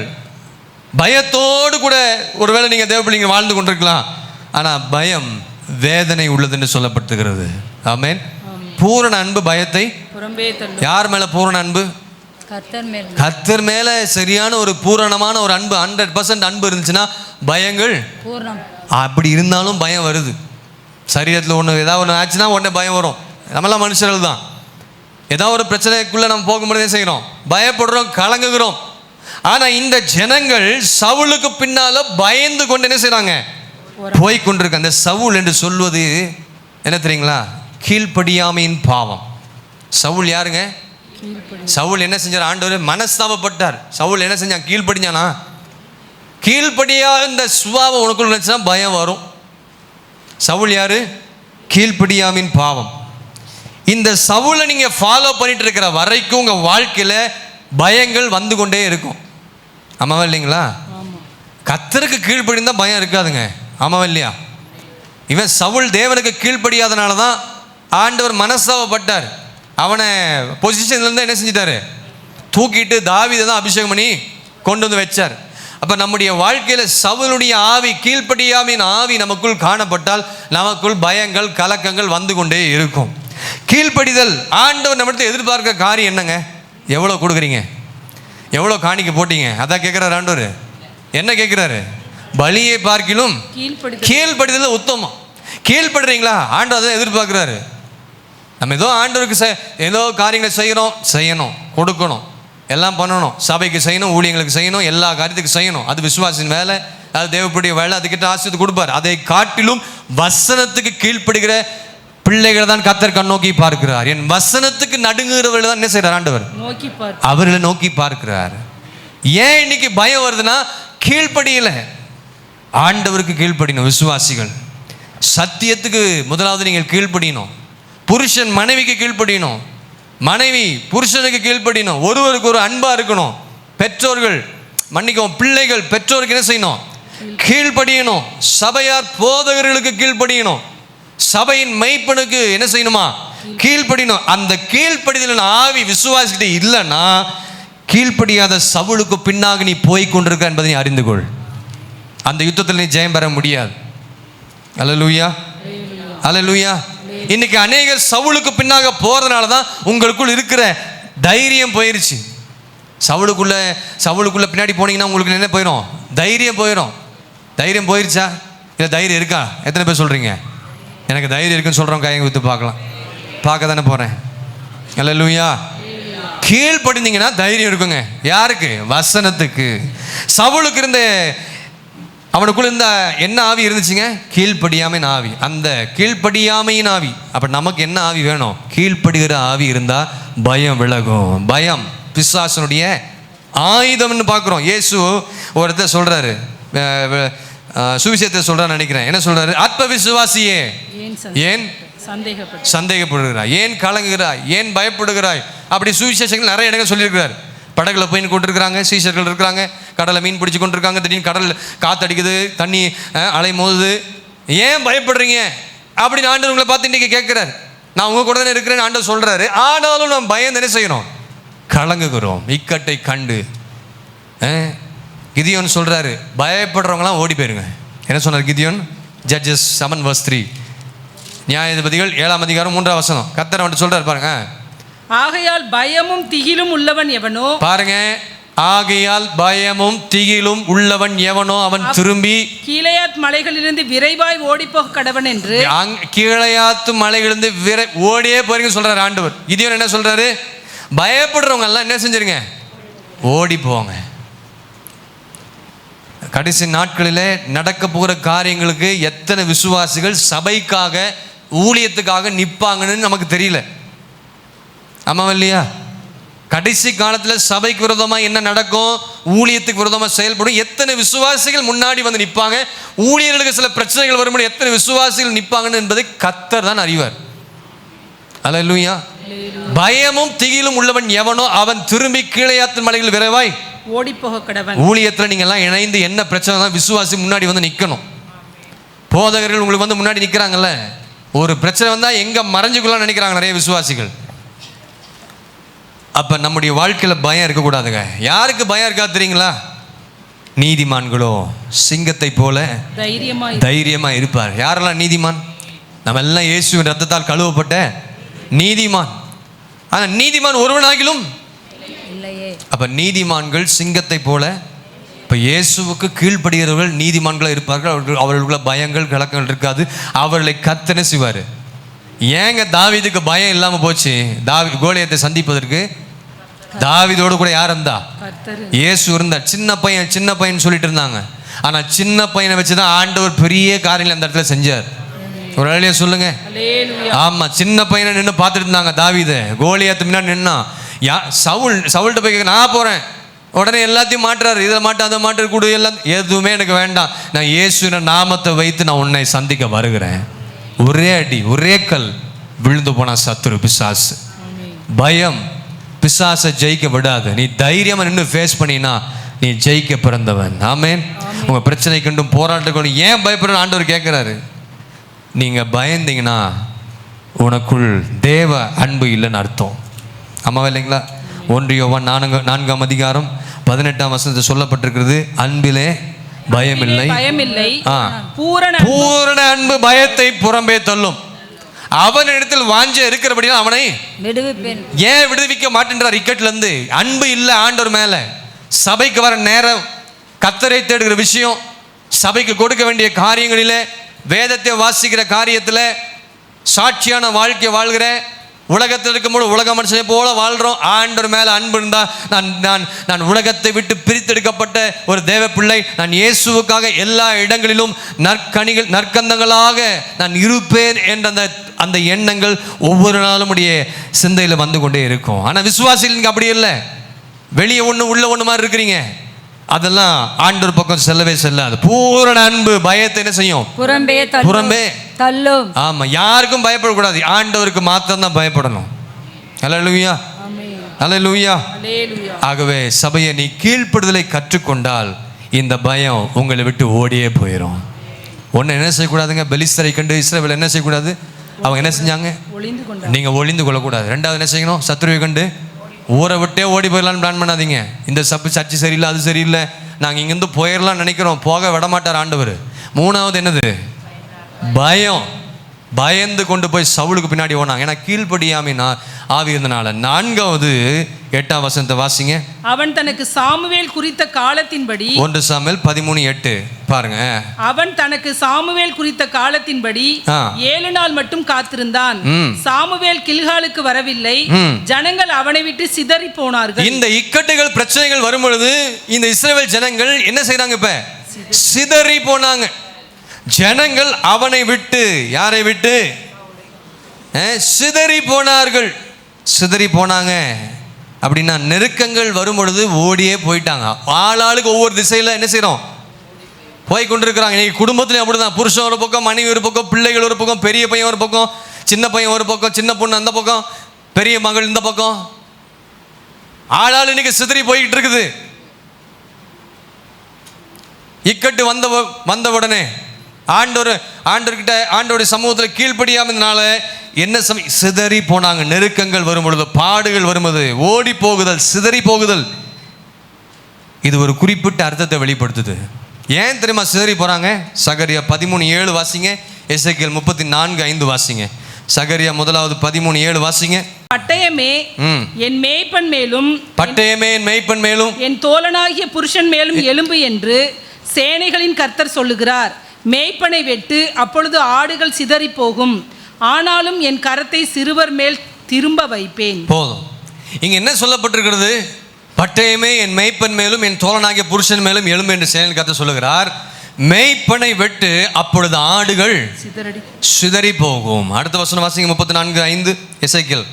மேய்ப்பன் இல்லாததினால் அவைகள் சிதறண்டு போயின. அவைகள் சிதறண்டு போயின. சிதறண்டு போனவைகள் காட்டு மிருகங்களுக்கு எல்லாம் இரையா இருக்குது. யாரெல்லாம் சபையை விட்டு, சத்தியத்தை விட்டு, வேத வசனத்தை விட்டு சிதறி போறீங்களோ, இக்கட்டுகள், பாடுகள், பிரச்சனைகள் வரும் பொழுது சபையை விட்டு ஓடி போறீங்களோ, சத்ருவானவன் பிசாசு என்ன போல காட்டு மிருகங்களுக்கு இரையாக வைக்கப்பட்டிருக்கிறீர்கள். நீங்கள் ஜாக்கிரதையா இருந்து மேய்ப்பனுக்குள் இருப்பீர் என்று சொன்னால் நீங்கள் சிதறி போகாதபடி கர்த்தருடைய பாதுகாத்து நடத்த வல்லவராக இருக்கிறார். ஒரு ஆமென் சொல்லுங்க பார்க்கலாம். அல்லேலூயா. சிதறி போனதுக்கு காரணம் என்ன தெரியுங்களா? அங்க மேய்ப்பன் இல்லை. அங்க யார் இல்லை? அவங்களை வழி நடத்துவதற்கு நல்ல ஒரு மேய்ப்பன் இல்லை.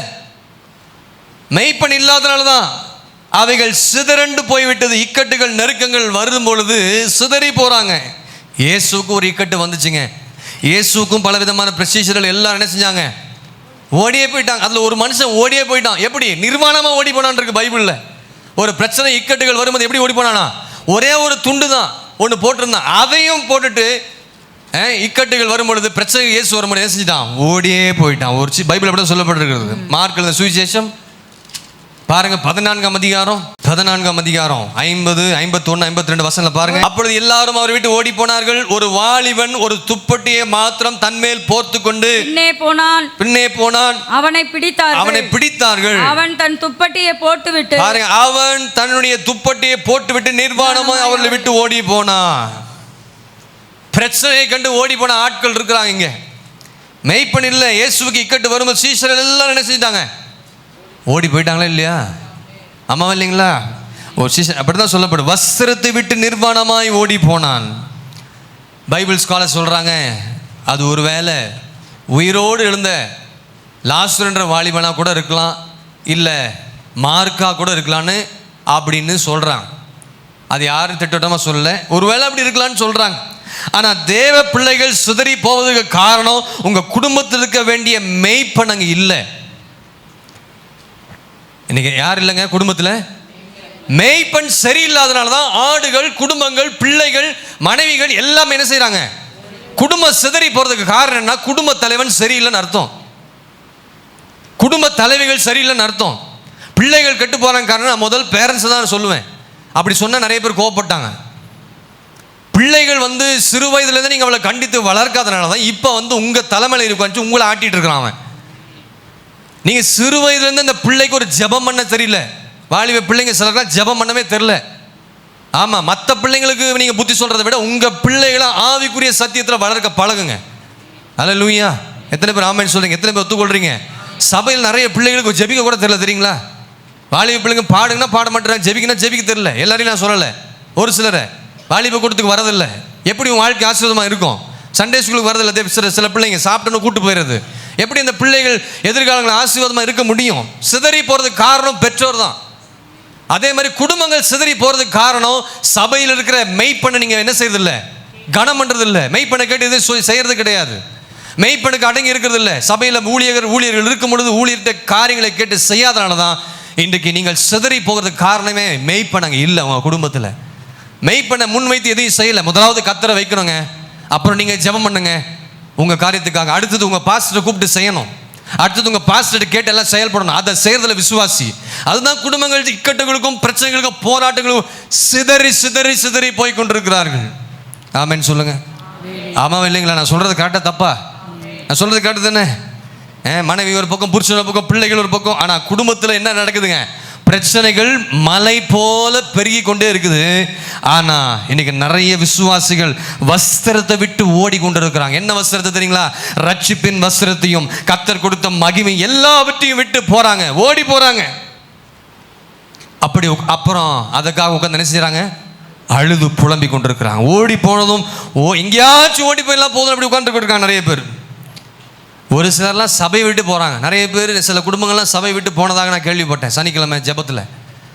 எனக்கு அதை பற்றி கவலை கிடையாது. ஆமாம், நாங்கள் அவங்கள போக சொல்லலை. நான் ஏற்கனவே சொன்னேன், உங்களுக்கு இந்த சபையில் பேசுகிற வார்த்தை, பாஸ்டர் பேசுகிற சத்தியம், நான் பேசுகிற சத்தியம், பாஸ்டர் ஜோதிகுமார் அவர்கள் பேசுகிற எல்லா சத்தியமும் ஆழமான சத்தியம்.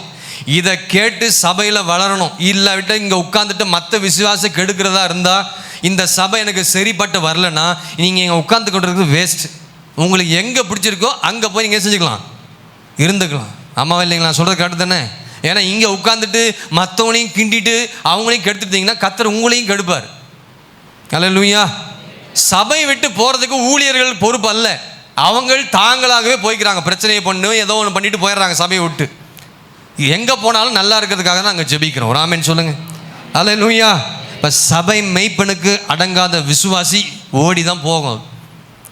ஊழியர்களுக்கு அடங்காத விசுவாசி, கர்த்தருக்கு அடங்காத விசுவாசி, அது ஒரு இடத்துல என்ன செய்யாது, நிலைத்து நிற்கவே நிற்காது. கர்த்தர் கேட்குறாரு, பக்கத்தில் கை பிடிச்சிக்கலாம், உங்கள் மெய்ப்பனை எங்கே விட்டீங்க? உங்கள் மெய்ப்பனை எந்த இடத்துல ஊழியக்காரரை கூப்பிடல, எந்த இடத்துல இயேசுவை கூப்பிடாம போனீங்க? யோசிச்சு பாரு. அங்கே தான் அடி விழுந்துச்சு உங்களுக்கு. மெய்ப்பனை விட்டுனால தான் சிதறி போயிருக்கிற குடும்பங்கள், கலைந்து போயிருக்கிற குடும்பங்கள். உங்களுக்குன்னு ஒரு மெய்ப்பன் இருக்கிறார்ல, அந்த மெய்ப்பனை எங்கே விட்டுட்டீங்க? பிரிந்திருக்கிறோம் குடும்பங்களில். நிறைய குழப்பங்கள் வந்திருக்குது. குடும்ப தலைவர்களே சிந்திங்க. உங்கள் வீட்டுக்குள்ள இருக்கிற நல்ல மெய்ப்பன் எங்கே? இயேசு ஒரு மெய்ப்பன். அடுத்தது உங்கள் ஊழியக்காரர் ஒரு மெய்ப்பன். உங்கள் குடும்பத்தில் வச்சிருக்கிறீங்களா அவரை? யோசித்து பார்க்கணும். இன்றைக்காவது அந்த மெய்ப்பனை தேடுங்க. அல்லேலூயா, அல்லேலூயா, அல்லேலூயா. ஒரு மேகசினில் ஒரு பிக்சரை பார்த்தேன். ஒரு மேகசினில் என்ன சொல்லலாம், பத்திரிக்கையில் ஒரு பிக்சர் போட்டிருந்தாங்க. என்ன பிக்சர்னா, ஒரு ஆடு என்ன பண்ணிருக்குது, ஒரு சேரில் உட்காந்துருக்குது. ஒரு கார்ட்டூன் பிக்சர். ஆடு எங்கே சேரில் உட்காரன்னு எனக்கு கேட்கக்கூடாது. ஒரு ஆடு சேரில் உட்காந்துட்டு நல்ல கூலிங் கிளாஸ் போட்டுட்டு நல்ல ஒரு செழிப்பான ஒரு வயல்வெளியில் நல்ல ஒரு மலை பிரதேசங்களில் அது கால் மேலே கால் போட்டுட்டு அந்த ஆடு கண்ணாடி போட்டுட்டு கையில் ஒரு ஜூஸ்லாம் வச்சு குடிச்சிட்டு ஜாலியாக ஒரு கொடையெல்லாம் வச்சு அது சாஞ்சிட்டு நல்லா ஜாலியாக அப்படியே எல்லாத்தையும் பார்த்துட்டு ஒரு ஹெட்ஃபோன்ஸ் மாட்டிட்டு இருக்குது. என்ன மாட்டிட்டு இருக்குது? தலையில் ஒரு ஹெட்ஃபோன்ஸ் மாட்டிகிட்டு இருக்குது. ஆடு யாருன்னா புரிஞ்சுக்கணும். ஹெட்ஃபோன்ஸ் மாட்டிகிட்டு இருக்குது, காலத்தில் ஒரு ஐபேடை மாட்டிகிட்டு இருக்குது, கண்ணுக்கு முன்னாடி ஒரு டேபிள் போட்டு அங்கே ஒரு டீப்பாயில் ஸ்நாக்ஸ் எல்லாம் வச்சுட்டு நல்ல ஒரு பெரிய லேப்டாப் வச்சுட்டு அதுக்கு பக்கத்தில் நல்ல ஒரு என்னென்னலாம் வைக்கணுமோ வச்சுட்டு பெரிய டிவி வச்சுட்டு அதை நல்லா அதை பார்த்துட்டு நல்லா என்ன செஞ்சுட்டு இருக்குது அந்த ஆடு. இதையும் பார்க்குது, சீரியலையும் பார்க்குது, வாட்ஸ்அப்பையும் நோண்டுது, இன்ஸ்டாகிராமையும் நோண்டுது, ஐபேடில் ஹெட்ஃபோன்ஸும் கேட்குது, கூப்பிட்டா செவடம் போல உட்காந்துருக்கிறது. யாரு? அப்போ சொல்றது, நான் ஆண்டோடைய சத்தத்தை கேட்கவே இல்லை. எப்படி கேட்பேன்? கழுத்தில் மாட்டிட்டு அங்கேயும் சுற்றிட்டு இதை பார்த்துட்டு அதை பார்த்துட்டு உட்காந்துருந்தா ஆடு எப்படிங்க மெய்ப்பனுடைய சத்தத்தை கேட்கும்? எப்பவுமே அதிலே உட்காந்து எப்படி ஆண்டோடைய சத்தம் மெய்ப்பனுடைய சத்தம் ஆடு கேட்கும்? யோசிச்சு பார்க்கணும். இன்னைக்கு நிறைய பேர் என்ன பண்ணுறாங்கன்னா, கழுத்தில் ஒன்று மாட்டிட்டு சுற்றிட்டு இருக்கிறாங்க. வாலிப பசங்களாம் கழுத்தில் மாட்டிட்டு யார்கிட்ட பேசிட்டு இருக்காங்கன்னு தெரில. ஆமாம், கழுத்தில் மாட்டின்னு அங்கே மாட்டிட்டு இங்கே மாட்டிட்டு உட்காந்துட்டு பேசிட்டு இருக்கிறது, இதெல்லாம் ஆண்டவர் சத்தத்தை நீ கேட்க விடாமல் தடை பண்ணி கொண்டு இருக்கிறீர்கள். ராமன் சொல்லுங்க. சபையில் மாத்திரம் குடும்பத்தில் இருக்க மெய்ப்பெண் போனதுக்கு காரணம், வீட்டில் உட்காந்து நல்லா பார்த்துட்டு இருக்கிறீங்க எல்லாம். அந்த வீட்டில் நீங்கள் என்ன ஜெபம் பண்ணாலும் மெய்ப்பனுடைய சத்தம் என்ன செய்யாது? கேட்கவே கேட்டாது. அப்படி இந்த ஆடு உட்கார்ந்துட்டு எல்லாத்தையும் பார்த்து கொண்டு தூரத்தில் ஒரு மெய்ப்பெண் கூப்பிட்றாராம், ஆடே ஆடேன்னு கூப்பிட்றாராம். ஆனால் அந்த ஆடு செவடம் போல் அப்படியே என்ன செஞ்சுட்டு இருக்குது. நீங்கள் சில பேர் பாருங்களேன், ரோட்டில் கூட பாருங்கள், கூப்பிட்டா கூட அப்படியே எங்கேயோ போயிட்டுப்பாங்க. அப்படி தான் இருக்கிறாங்க நிறைய பேர். என்ன தான் சத்தியம் பேசினாலும் அதெல்லாம் காது கொடுத்து கேட்கிற விசுவாசிகள் நிறைய பேர் சபையில் அப்படி இல்லை. ஒரு சிலர் தான் இருக்கிறாங்க. எந்த தேவ பிள்ளை ஆண்டுடைய மெய்ப்பனுடைய சத்தத்தை கேட்குதோ அந்த ஆடு ஒருபோதும் சிதறி போகவே போகாது. ஆமென், ஆமென் சொல்லுங்க. அது இது எல்லா காரியத்தையும் மாட்டிட்டு இருந்தீங்கன்னா ஆண்டுடைய சத்தத்தை கேட்கவே முடியாதுங்க. மெய்ப்பனின் சத்தத்தை கேட்காத ஆடுகளே, நீயும் உன் குடும்பமும் சிதறி போவதற்கு முன்பதாக மெய்ப்பனுக்குள் வந்து சேர். புரியுதா நான் சொன்னது? என் பிள்ளை சர்ச்சைக்கு வர மாட்டேறான், என் புருஷன் வர மாட்டேறான். நீங்கள் ஒழுங்காக ஆண்டவர் சமூகத்தில் வந்து ஜெபம் பண்ணி பாருங்கள், எல்லாத்தையும் ஆண்டவர் கூட்டிகிட்டு வருவார். ஏன் சிதறி போகுது? மெய்ப்பனுடைய காரியங்களில் உட்கார்ந்து இருங்க, ஆண்டவர் உங்களை சிதறி போகாது. அப்படி உங்கள் குடும்பம் சிதறி போகிறதுக்கு ரெடியாக இருக்குது. நீங்கள் ரொம்ப ஜாக்கிரதையாக இருந்து மெய்ப்பனுக்குள்ளே, இயேசு என்ற மெய்ப்பனுக்குள்ளே, ஊழியக்காரனுடைய மெய்ப்பனுக்குள்ளே வந்துட்டீங்கன்னா நீங்கள் பாதுகாக்கப்படுவீர்கள். அந்த நெருக்கத்திலிருந்தும் ஆபத்திலிருந்து கர்த்தர் உங்களை மீட்டெடுக்க வல்லவராக இருக்கிறார். ஆமென் சொல்லுங்க. நம்ம சபை மக்கள் நிறைய பேர் மெய்ப்பன் என்ன செய்யறதில்ல, மதிக்கிறது கிடையாது. என்ன கேட்கறதில்ல? ஊழியக்காரன் என்ன செய்யறதில்ல, மதிக்கிறது கிடையாது. ஊழியக்காரன் என்ன செய்யறதில்ல, கனம் பண்ணுறது கிடையாது. மெய்ப்பனுக்கு கீழே இருக்கிறது கிடையாது. பாஸ்டர்கிட்ட கேட்டு இதான் செய்யணும்னா அந்த எண்ணமே என்ன செய்யறதில்ல. இன்னைக்கு நிறைய சில விசுவாசிகள் என்ன தெரியுங்களா, ஞானஸ்தானத்துக்கு ஒரு மெய்ப்பன் வளர்ந்தது, சபை வளர்ந்தது இங்கே வளர்ந்த, கல்யாணத்துக்கு ஒரு மெய்ப்பன், வீடு அஸ்திவாரம் போடுறதுக்கு ஒரு மெய்ப்பனை கூப்பிடுறது, தீர்க்கதரிசனம் சொல்றதுக்கு ஒரு மெய்ப்பன், அப்புறம் வேற எதுக்குங்க? வீடு கட்டி முடிச்ச பிறகு அப்புறம் உங்க மெய்ப்பன் எல்லாத்தையும் செஞ்சுட்டு கடைசியாக மெய்ப்பனை கூட்டுறது. எல்லாரையும் சொல்லலை. அப்ப மெய்ப்பனுக்கு கீழே இருக்காதனால தான் நீங்க சிதறி போறீங்க. பிரச்சனைகள், நெருக்கங்கள் வருகிறது. விசுவாசிகள் புரிஞ்சுக்கணும். எத்தனை பேர் ஆமென் சொல்றீங்க? அல்லேலூயா. ஒரு பிரச்சனை வந்தா பாஸ்டர்ட்ட வரணும். சில பிள்ளைகள் என்கிட்ட வருவாங்க, பெரியவங்களுக்கு அவங்க கொடுப்பாங்க.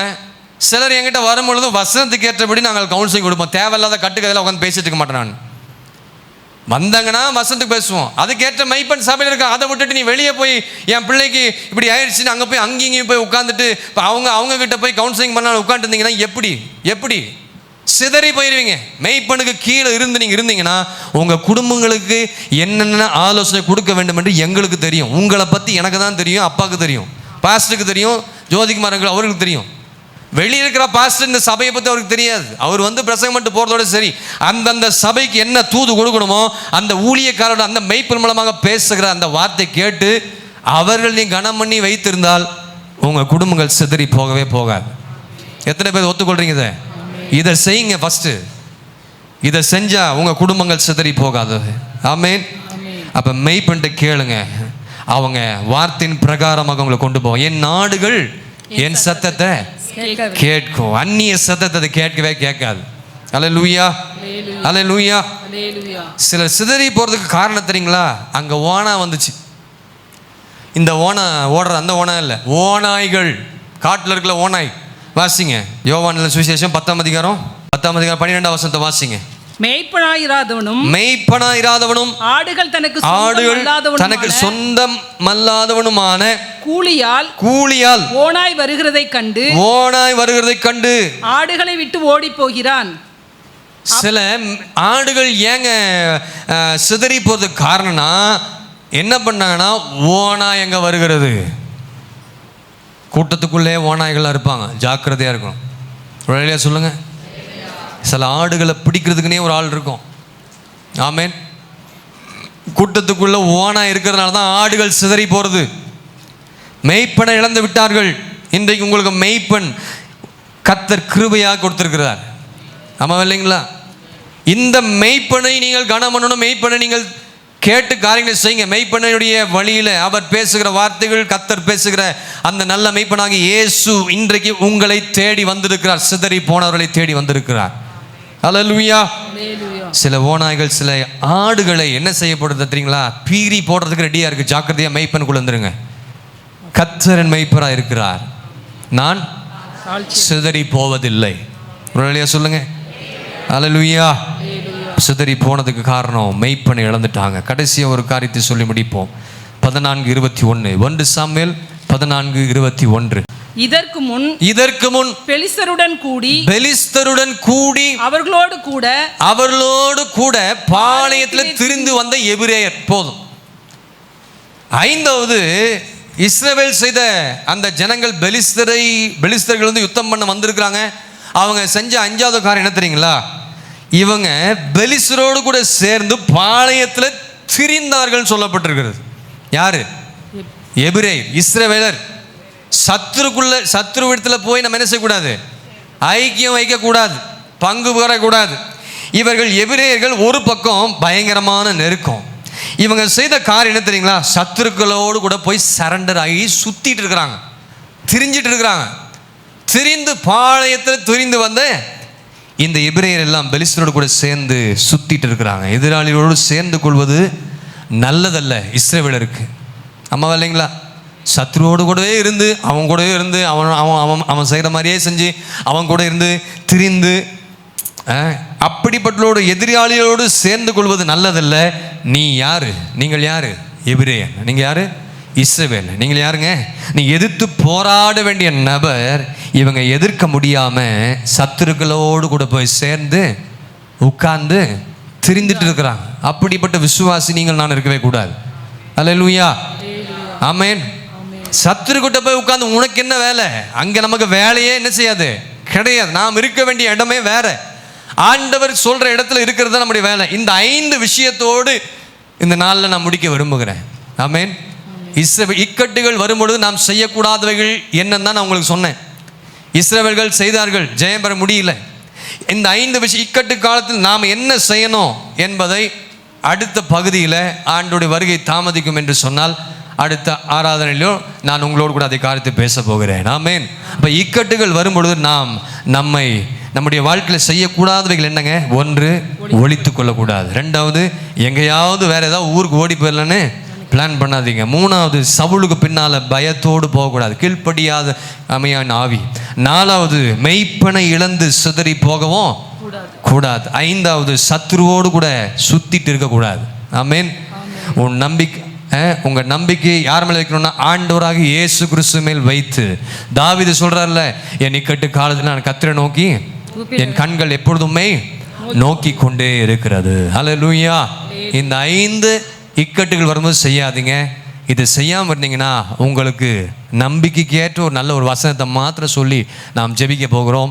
நீதிமொழிகள் 17ஆம் அதிகாரம் 17ஆம் வசனத்தை வாசிங்க. நீதிமொழிகள் 17ஆம் அதிகாரம் 17ஆம் வசனத்தை வாசிங்க சீக்கிரமா. சிநேகிதன் எல்லா காலத்திலும் சிநேகிப்பான். சிநேகிதன் எல்லா காலத்திலும் சிநேகிப்பான். இடுக்கணில் உதவவே சகோதரன் பிறந்தார். இதுதான் இன்றைக்கு உங்களுக்கு வார்த்தை. அல்லேலூயா. சிநேகிதன் எல்லா காலத்திலும் சிநேகிப்பான். இடுக்கணில் உதவுவே சகோதரன் இக்கட்டில் உதவுவே, ஆபத்துகளிலே, பிரச்சனைகளிலே, நெருக்கங்களிலே, பாடுகளிலே உதவுவே ஆண்டவராக இயேசு கிறிஸ்து தான் அந்த நல்ல சகோதரன். அவர் உனக்காக பிறந்திருக்கிறார்.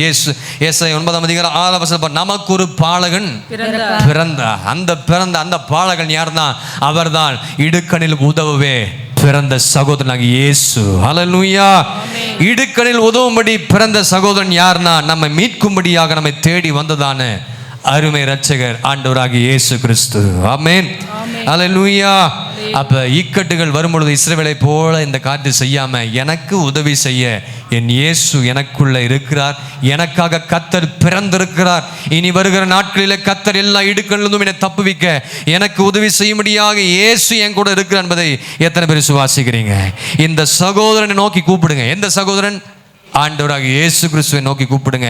இக்கட்டு காலத்தில் உதவி செய்யும்படியாக நமக்காக சகோதரன் பிறந்திருக்கிறார். இடுக்கணில் உதவவே சகோதரன் பிறந்திருக்கிறார். தாவீதை போல இயேசுவை நோக்கி கூப்பிடுங்க. கர்த்தர் எல்லா இக்கட்டுகளிலிருந்தும் நம்மை விடுதலையாக்க வல்லவராக இருக்கிறார். எல்லா இருக்கிற இடங்களில் எழுந்து நிற்கலாமா? ஆண்டு சமூகத்தில் எழுந்து நின்று இன்றைக்கு நல்ல ஒரு ஜெபம் பண்ணிட்டு போங்க. என் வாழ்க்கையில் இக்கட்டு வரும் பொழுது இந்த 5 நான் செய்யக்கூடாது ஆண்டவரே. ஒழித்து கொள்ளக்கூடாது, நான் எங்கேயும் ஓடி போகக்கூடாது ஆண்டவரே. ஆண்டவரே, என் வாழ்க்கையில் பயம் இருக்கக்கூடாது. கீழ்ப்படியாமல் ஆவியில் கீழ்ப்படுதல் ஆவி எனக்கு தாங்க அப்படின்னு ஆண்டவர்கிட்ட இன்றைக்கு கேளுங்க. சத்துருவுக்கிட்ட பயந்து நான் எங்கேயும் ஓடக்கூடாது ஆண்டவரே. ஆண்டவரே, நான் தைரியம் உள்ளவனா இருக்க எனக்கு உதவி செய்யுங்கப்பா. ஆண்டவரே, எல்லா பயங்களை நீக்கி போடுங்க. ஆண்டவர் சமூகத்தில் கேட்டு இன்னைக்கு ஒரு பெரிய ஒரு ஜெயத்தை கத்த நம்முடைய வாழ்க்கையை கத்த தருவார். எத்தனை பேர் ஆமென் சொல்கிறீங்க? எல்லா இக்கட்டுகள் மெய்ப்பனை நாங்கள் கனம் பண்ணணும். ஆண்டவரை நாங்கள் விட்டுறக்கூடாது. அந்த மெய்ப்பனி விட்டுறக்கூடாது. சபையில் இருக்கிற மெய்ப்பனி நான் இழந்துடக்கூடாது. சத்ருவோடு கூட நான் சுற்றிட்டு இருக்கக்கூடாது. எனக்குன்னு ஒரு கூட்டத்தை கத்தர் வைத்திருக்கிறேன். இந்த ஜனத்தை எனக்கென்று தெரிந்து கொண்டேன். இவர்களின் துதிய இந்த ஜனம் என்றால் நம்மை எங்கெல்லாம் விட்டு பிரித்தெடுத்தாரோ அங்கே போய் கலந்து சேர்ந்து கொள்ளாதபடி நல்ல ஆவிக்குரியவர்களோடு கூட இருந்து ஜபங்களிலும் ஐக்கியத்திலும் பங்கு பெற்று அவர்களோடு இருக்கிறதுக்காக தான் கர்த்தர் நம்மை தெரிந்து கொண்டிருக்கிறார். இன்றைக்கு எத்தனை பேர் தீர்மானம் பண்ண போறீங்க? இடுக்கணில் உதவுவே. உனக்கு இடுக்கண்ணான நேரங்களில் உதவுக்கு சகோதரன் யாகிய இயேசு பிறந்திருக்கிறார். இயேசு உனக்கு பிறந்திருக்கிறார். எல்லாரும் ஜெபிங்க, வாயை திறந்து ஜெபிங்க. 12 மணி ஆயிடுச்சுன்னு சொல்லிட்டு கிளம்புனா நிற்காதீங்க. ஜெபிங்க, நல்ல வாயை திறந்து ஜெபித்து இந்த இக்கட்டுகள் இந்த இடுக்கணிலிருந்து பிசாசு வெட்கப்பட்டு போகணும். எல்லா சத்துருவின் வல்லமைகள் என் பிள்ளைகளுடைய வாழ்க்கையில், குடும்பத்தில், பிஸ்னஸில், வேலையில் மேலே இருக்கிற எல்லாரும் ஜெபித்து இன்னைக்கு விடுதலை பெற்றுக்கொள்ளணும். எதை விட்டு வெளியே வர சொன்னாரோ அதை விட்டு வெளியே வந்து திருப்பி அதில் போகக்கூடாது. மெய்ப்பனை கனம் பண்ணுங்க, மெய்ப்பனை தேடு, மெய்ப்பனை விட்டுறாத, மெய்ப்பனுக்குள் அடங்கி இருங்க. சபையை நேசி, சபையை கனம் பண்ணு, சபை காரியங்களில் ஆவிக்குரிய காரியங்களை ஒழுங்குபடுத்திக் கொள். உன்னை கீழ்ப்படிதலோட மனிதனை தான் கர்த்தர் தேடுகிறார். இந்த இக்கட்டிலிருந்து கர்த்தர் உன்னை விடுவிப்பார். சாட்சியை நிற்க வைப்பார். இக்கட்டிலிருந்து விடுதலையாக்குவார். சத்ரு விலகி ஓடி போவான். பிசாசு வெட்கப்பட்டு போவான். உன் குடும்பத்துக்கு விரோதமாக இருக்கிற எல்லா காரிருளை கர்த்தர் நீக்குவார். எல்லா விதமான விக்கலங்கள் கடந்து போக உன்னை விட்டு ஆபத்துகள் பொல்லாப்புகள் வந்துட்டு விலகும். எல்லாவற்றையும் கர்த்தர் மாற்றி போறதுக்காக நல்ல கரங்களை வைத்து கொஞ்சம் நல்லா சோத்திரம் பண்ணுங்க. நல்ல சத்தமா கொஞ்ச நேரம் சோத்திரம் பண்ணுங்க. நல்ல மெய்ப்பெண் குரலை கேட்பேன், நாளும் பெண் தொடர்வேன். நல்ல மெய்ப்பெண் குரலை கேட்பேன், நாளும் பெண் தொடர்வேன். தோளில் அமர்ந்து கவலை மறந்து, தோளில் அமர்ந்து கவலை மறந்து பயணம் செய்வேன், தொடர்ந்து பயணம் செய்வேன். எனது தலைவன் இயேசுராஜன் மார்பில் சாய்ந்து சாய்ந்து மகிழ்ந்திருப்பேன். எனது தலைவன் இயேசுராஜன் மார்பில் சாய்ந்து சாய்ந்து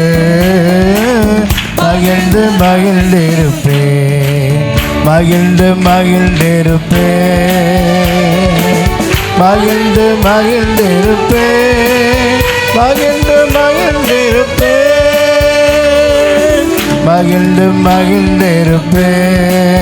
மகிழ்ந்திருப்பேன். மகிழ்ந்திருப்பேன்.